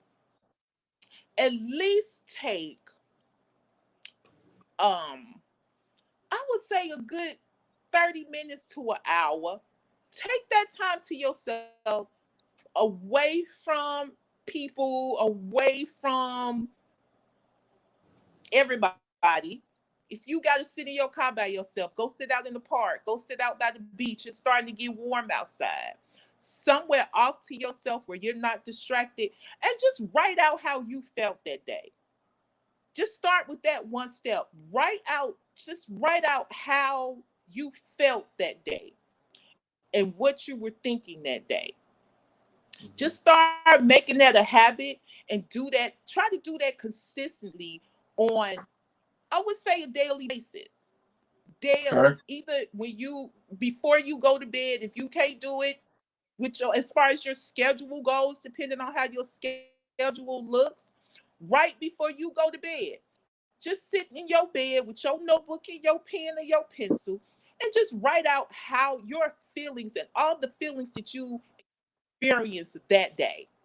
And that's helping you to take it day by day Okay. instead of trying to, lump it all into one thing. And that way you're taking your time. You see what I'm saying? You're taking it day by day. Just each day, write down what feelings, just identifying what emotions you went, because we could go through 50 different emotions in one day. You know, that's that emotional roller coaster. So just starting out with that little exercise and learning how to identify what emotions you went through, what emotions you're having. Just make that a little routine you do before you go to bed on a daily basis. And then at the end of the week, look back. Look back at what you wrote. Look back at yourself. That helps you too. Because once again, that's helping you to step outside of yourself and see where you are. And you will be amazed at the revelation you get. Okay. You will be amazed at the revelations that you get about yourself. Okay. So I think that's a good thing to start with. That's a good thing to start. Not even just trying to dive into the healing process and get all deep into it. Just learning how to identify your emotions. Just learning how to identify what you take the time out to see what happened to you that day. Where was I at this day? What happened? What went on with me today? Okay. It ain't got to be deep. It ain't got to be all, deep, all like Dark Night of the Soul and the Death and Rebirth. It don't even have to be like that. Just start out with something simple. Okay. Learning how to identify your emotions and what you're feeling. Give us a couple more. Give us something else. Give us a couple more. We want to give the people Um, something to work with. Meditation. Meditation is really important. It's really important for your mind to help slow it down. Slow it down.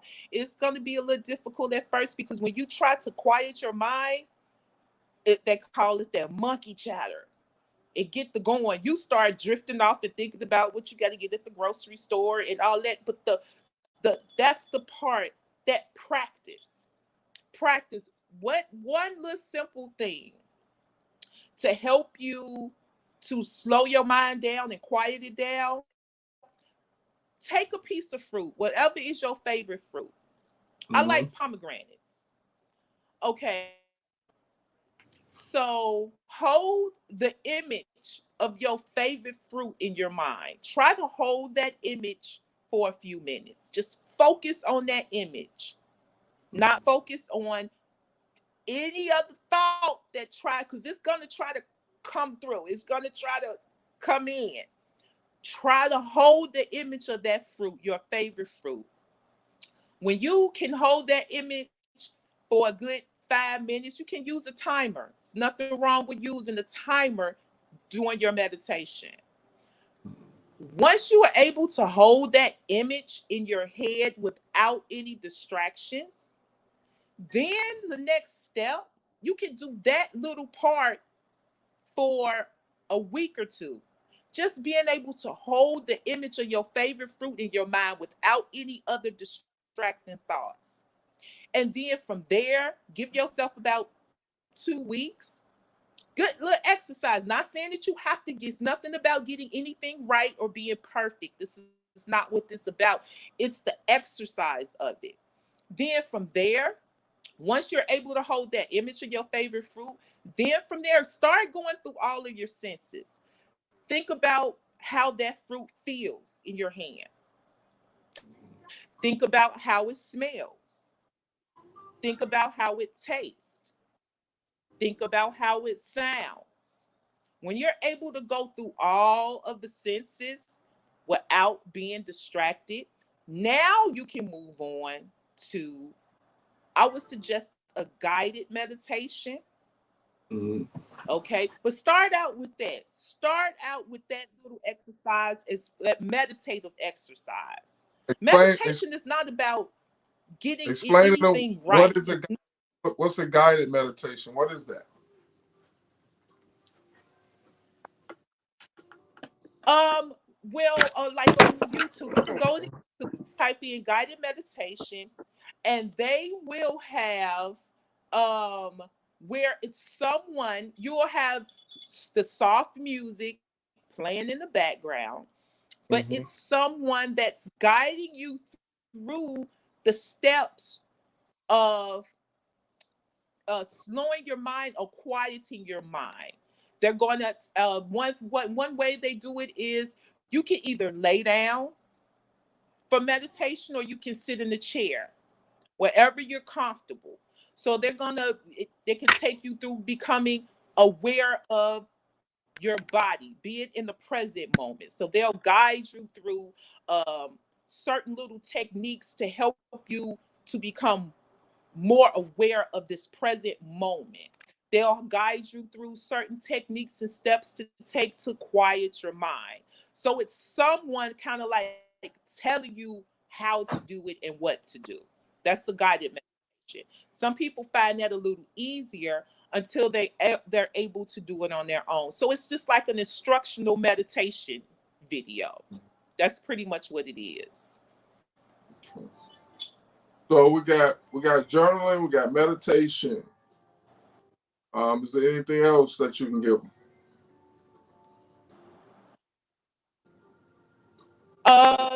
Let me think. I'm trying to think of.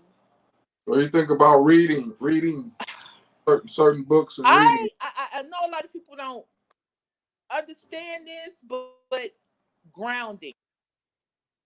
Reading. Um, I can gather some information about certain books that you can read, but one thing that came to me is grounding.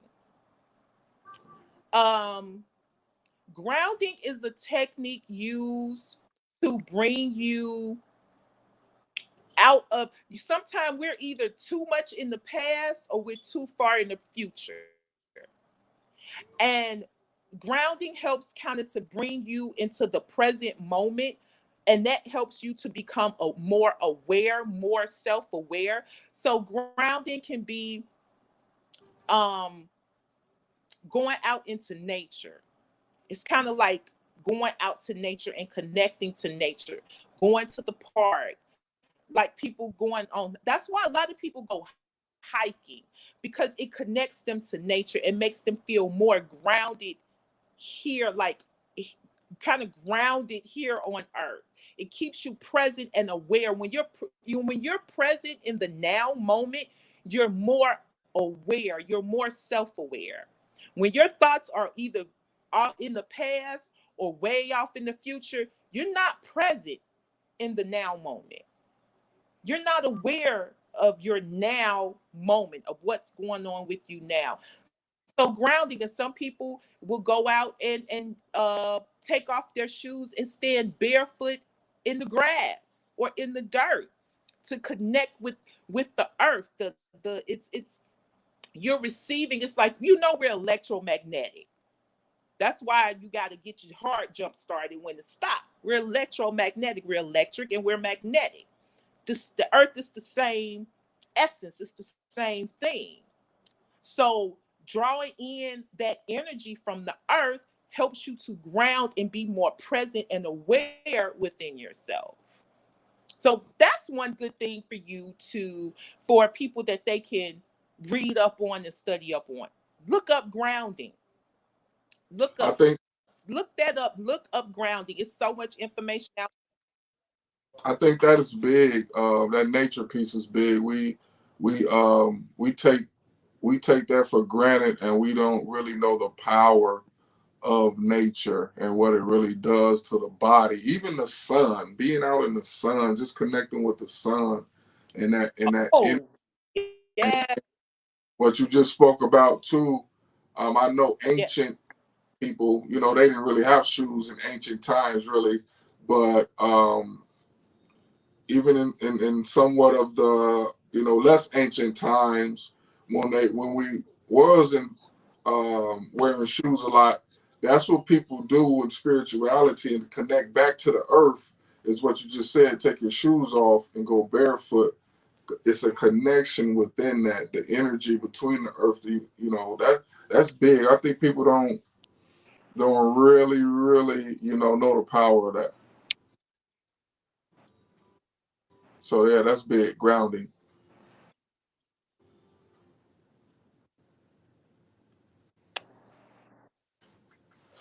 You there? Hold on one sec. It's the same makeup. It's the same makeup. We're made up of the same energy that the earth is made of. We are. We're earth, we're water, we're air, we're fire, we're all of the natural elements. So to connect to that, well, it brings, like I said, it brings about this awareness and this groundedness that can open you up to different things. It can open you up to that self-awareness. You will be amazed at what it can do. I You will I be think amazed at the way it can raise your vibration. It can that's what raise your vibration. that's what I was gonna say too. That piece, and then like the lightning of the load. It feels like shit just drops from you. I've experienced going swimming and the water and going swimming, and when I'm done swimming, just the lightness that I feel, the load. It seems like the load has been lightened just by being in water. Mm-hmm. Yep. Yep. Water. Our body's 70% water. Water is a conductor. Like water is a conductor. So water can be cleansing, water can be purifying, and water can be Cleansing. healing.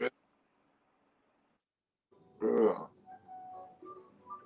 Yep. Yep, that's a good thing. Just sitting. I did that. I do that sometime. I go and I'll sit at the beach and just close my eyes and do my meditation and listen to, especially on the windy day when you can hear the waves come up.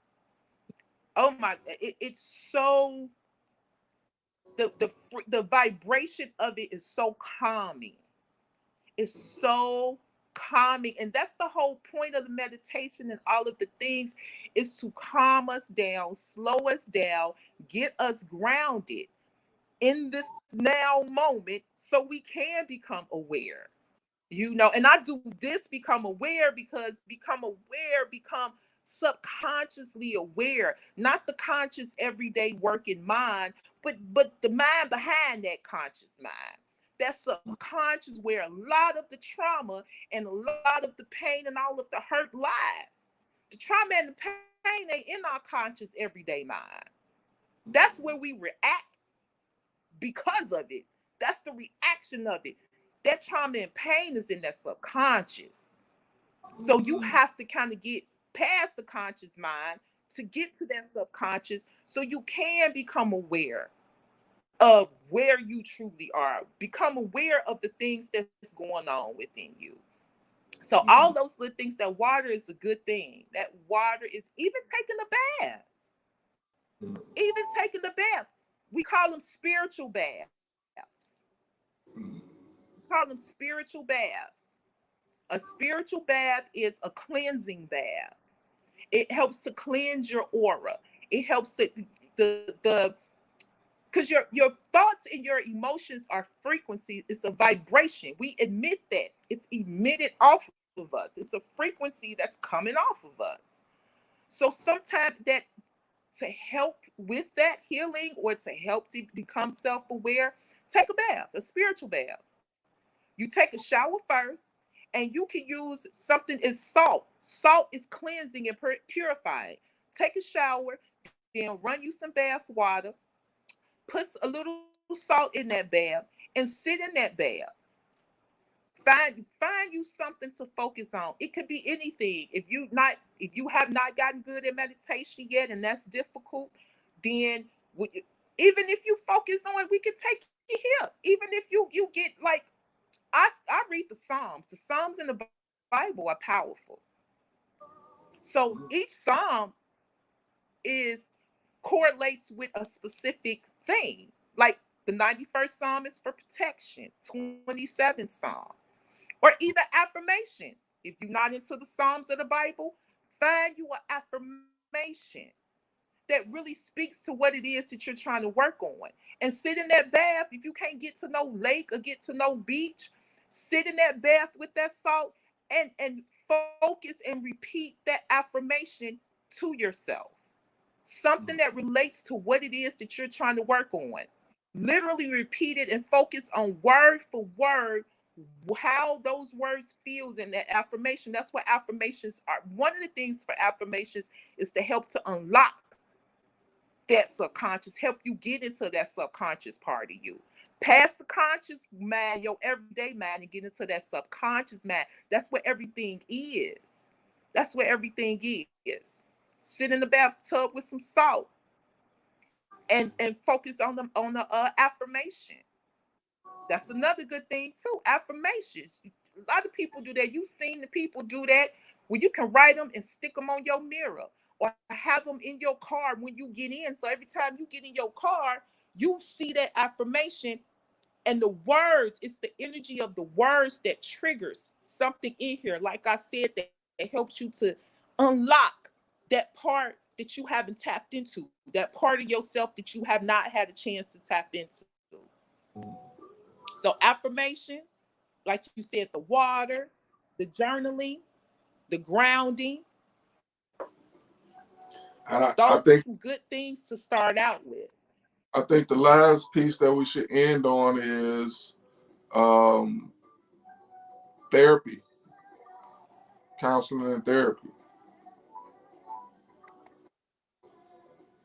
You know, being in some type of Yeah, yeah. some Um, therapy, professional counseling and therapy.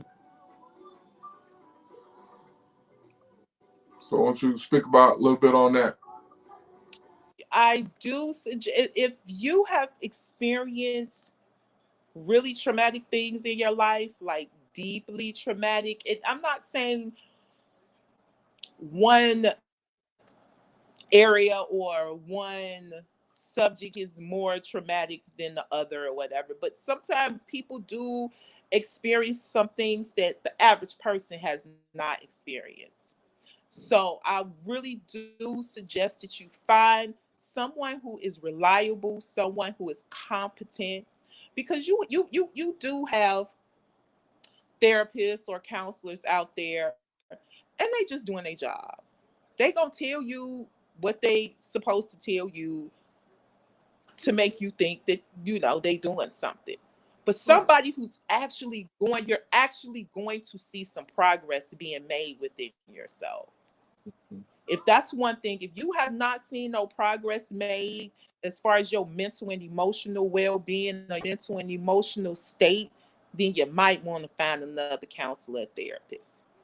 Yeah. Some are just there to listen, but in that too, if you're not seeing, and not saying it has to be an overnight success and they got to pull out a magic wand and work wonders, but some steps that have been taken to show that some progress is being made. And it's nothing to be ashamed of. You don't even have to share it with nobody. It just be something personal for you, but it's nothing to be ashamed of. Find yourself somebody who's reliable, who's competent, who really has a passion for their job. Because I've experienced that too. You can go to somebody, you can tell like this is just a job to you. You just Right. telling me some shit that you supposed to tell me. You know Right. what I mean?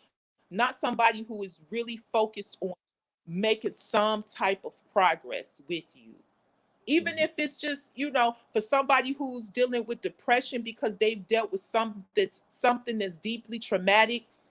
The fact that you don't cry every night is a huge accomplishment because you've been in therapy. You know what I'm saying? The fact that you just don't cry yourself to sleep every night anymore is a huge accomplishment. Mm. So if you're going to therapy or you going to counseling and you have not seen any type of progress, then you might want to find somebody else. But it's nothing to be ashamed of. Like I said, our culture and kind of telling like, count what you going to see a psychiatrist? What is it that serious? Yeah, sometimes it is that serious, and there's nothing wrong with that. There's nothing wrong with that. Yeah, I think that's a good point to. If you can't do it on your own, it's nothing. Mhm. I think that's a great point to get out there, that nothing wrong with therapy, going to a psychiatrist, but just making sure that it's the right one and that they know what they're doing. I think that's big. Mm-hmm. Um, we're gonna end on. Yes. Yes. I want to end on something that you. I know you wrote some notes and wrote some things down. Anything that Pacific that you got that you wanna that you think that's important to get to the viewers before we end today? Something that you might have had written down.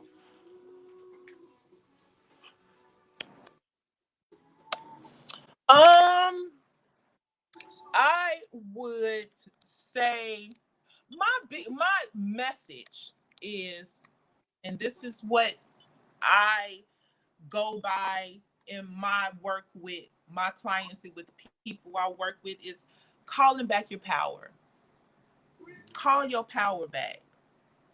That's all healing from trauma and pain is calling back your power. Don't allow people, situations, and circumstances to take your power away. Don't give your power away. You can still reclaim your power, because Mm, when you've gone through things like that, that's where that vulnerability comes from. Feeling powerless. That's a horrible thing, to feel powerless. Call your power back. Call your power back. mm. I like that. I like that. That's my message. Call back your power.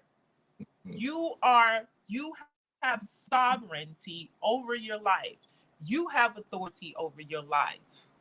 Not people, not situations, not circumstances, not your family, not your ancestors in that way. Let me say this, so Lord, the ancestors, the ancestors, okay? But not your ancestral trauma does not have your power.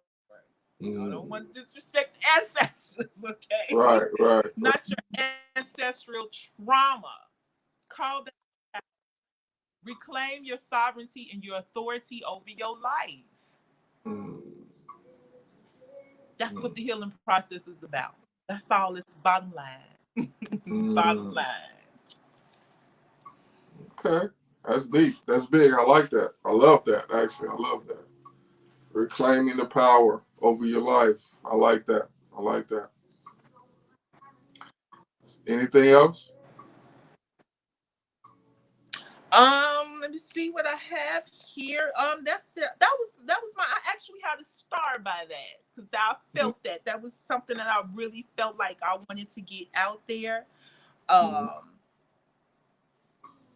so people can be the best versions. Let's just work towards being the best versions of ourselves. That's not being perfect.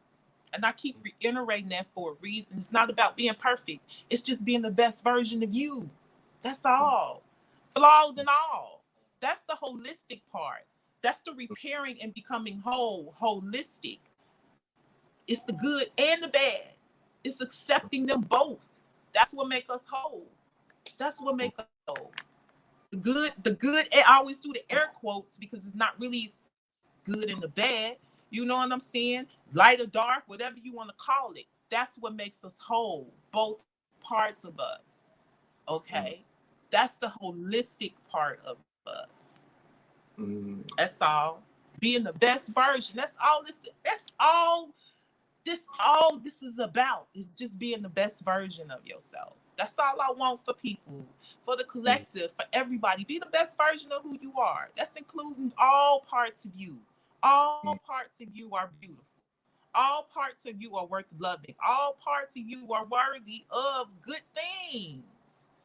That's one of the heartbreaking things when I see a person that feels like they're not worthy of love, or not worthy of a good relationship, or not worthy of the things that you desire in your life.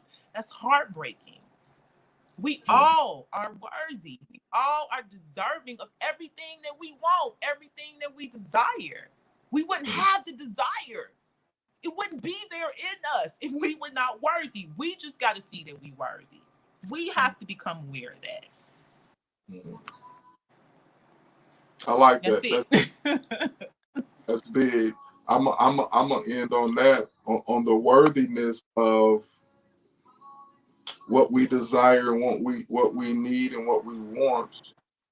We also have to omit that ourselves. We have to bring that energy to be able to attract that energy. So again, that's the responsibility within ourselves Yeah. to engage that ourselves, to bring that energy to us. We have to omit that energy ourselves. So I think I want to give the people that. Yes, exactly. I guess the old school saying of you get what you give, you know, you get what you give, you attract what you are, Mm-hmm. So yeah. Mm-hmm. Okay. Well, Yes. Yes. that's a great ending. I think we had a great conversation, Miss Evelyn. I think you gave we touched on a lot of different points. I gave some good insight on some things.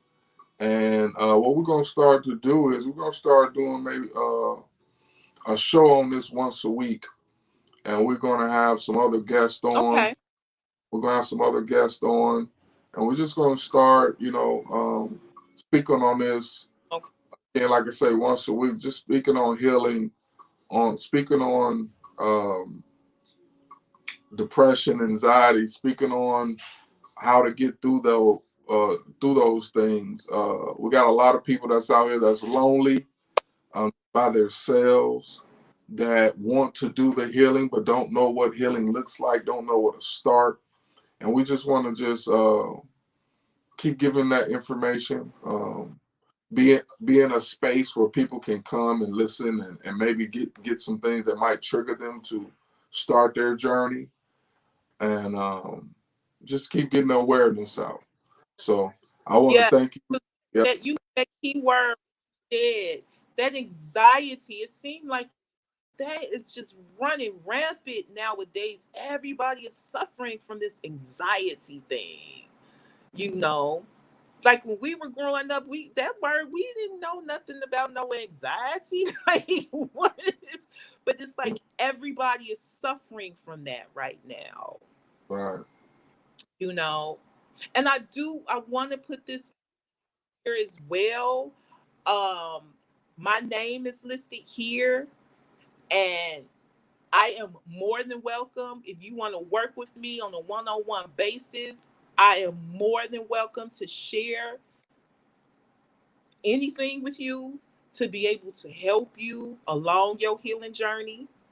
Sometimes, um, getting more specific with the individual, what I'm saying, is a little bit easier because we can kind of narrow things down and pinpoint things. So if anybody want to contact me, message me, on Facebook, my name Evelyn Wilson. That's my name on Facebook.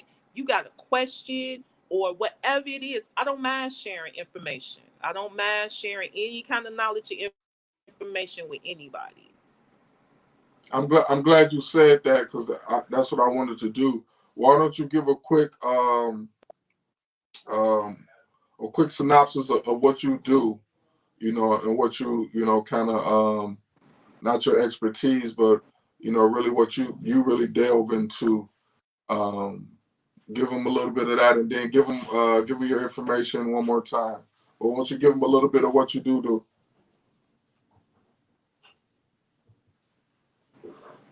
I one thing, like I said at the beginning, I do help people, um, as far as their spiritual journey, like the beginning stages. People are not really sure because it's like you're coming out of this religious atmosphere into something that's more spirituality is more free form, free flowing.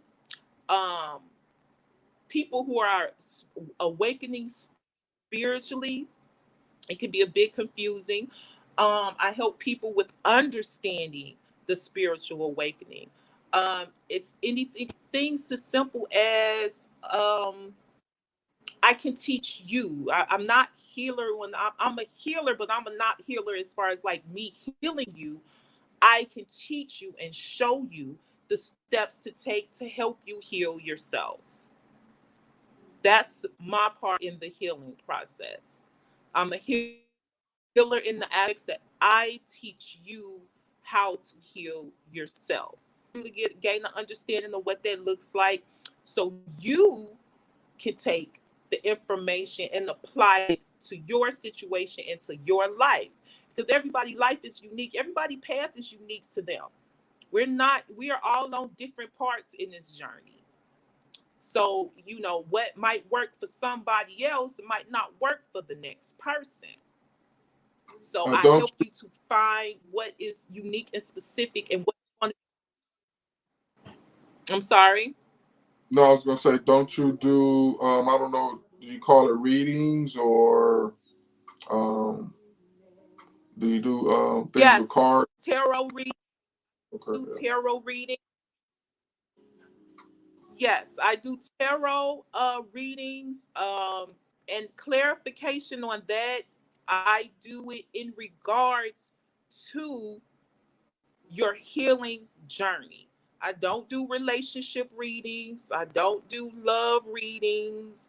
I don't do, wealth readings. When I say wealth readings, you want to know if you're going to be rich or when you're going to be rich, or, if you're going to have some money coming.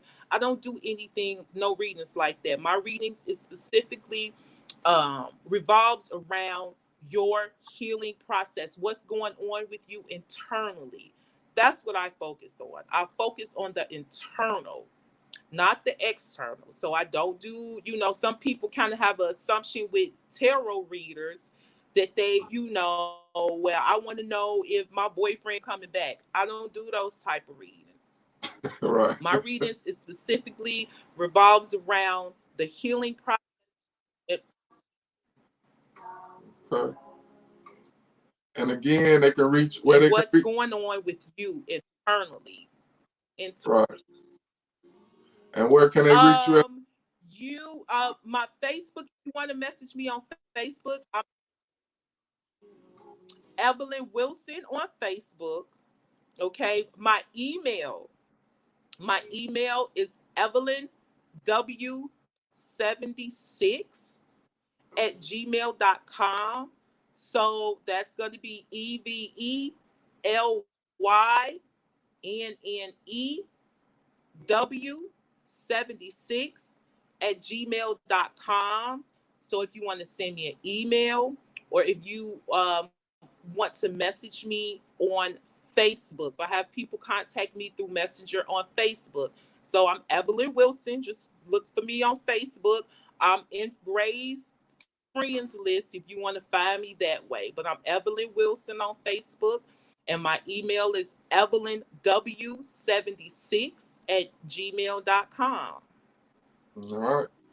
All right, we're gonna end it on that note. I want to thank all the viewers that Yes. that came and listened to our program today. Thank everybody. I want to thank you, Miss Evelyn, and I appreciate you. Much love, and you enjoy the rest of the Thank day. And we thank will we'll get this set up where we're going to set up a date where we'll do this once a week, and we'll discuss that, and we'll get that to the people. But thank you, sweetheart. Okay. And you have a good day. Thank you. Thank you. Have a good day. Bye.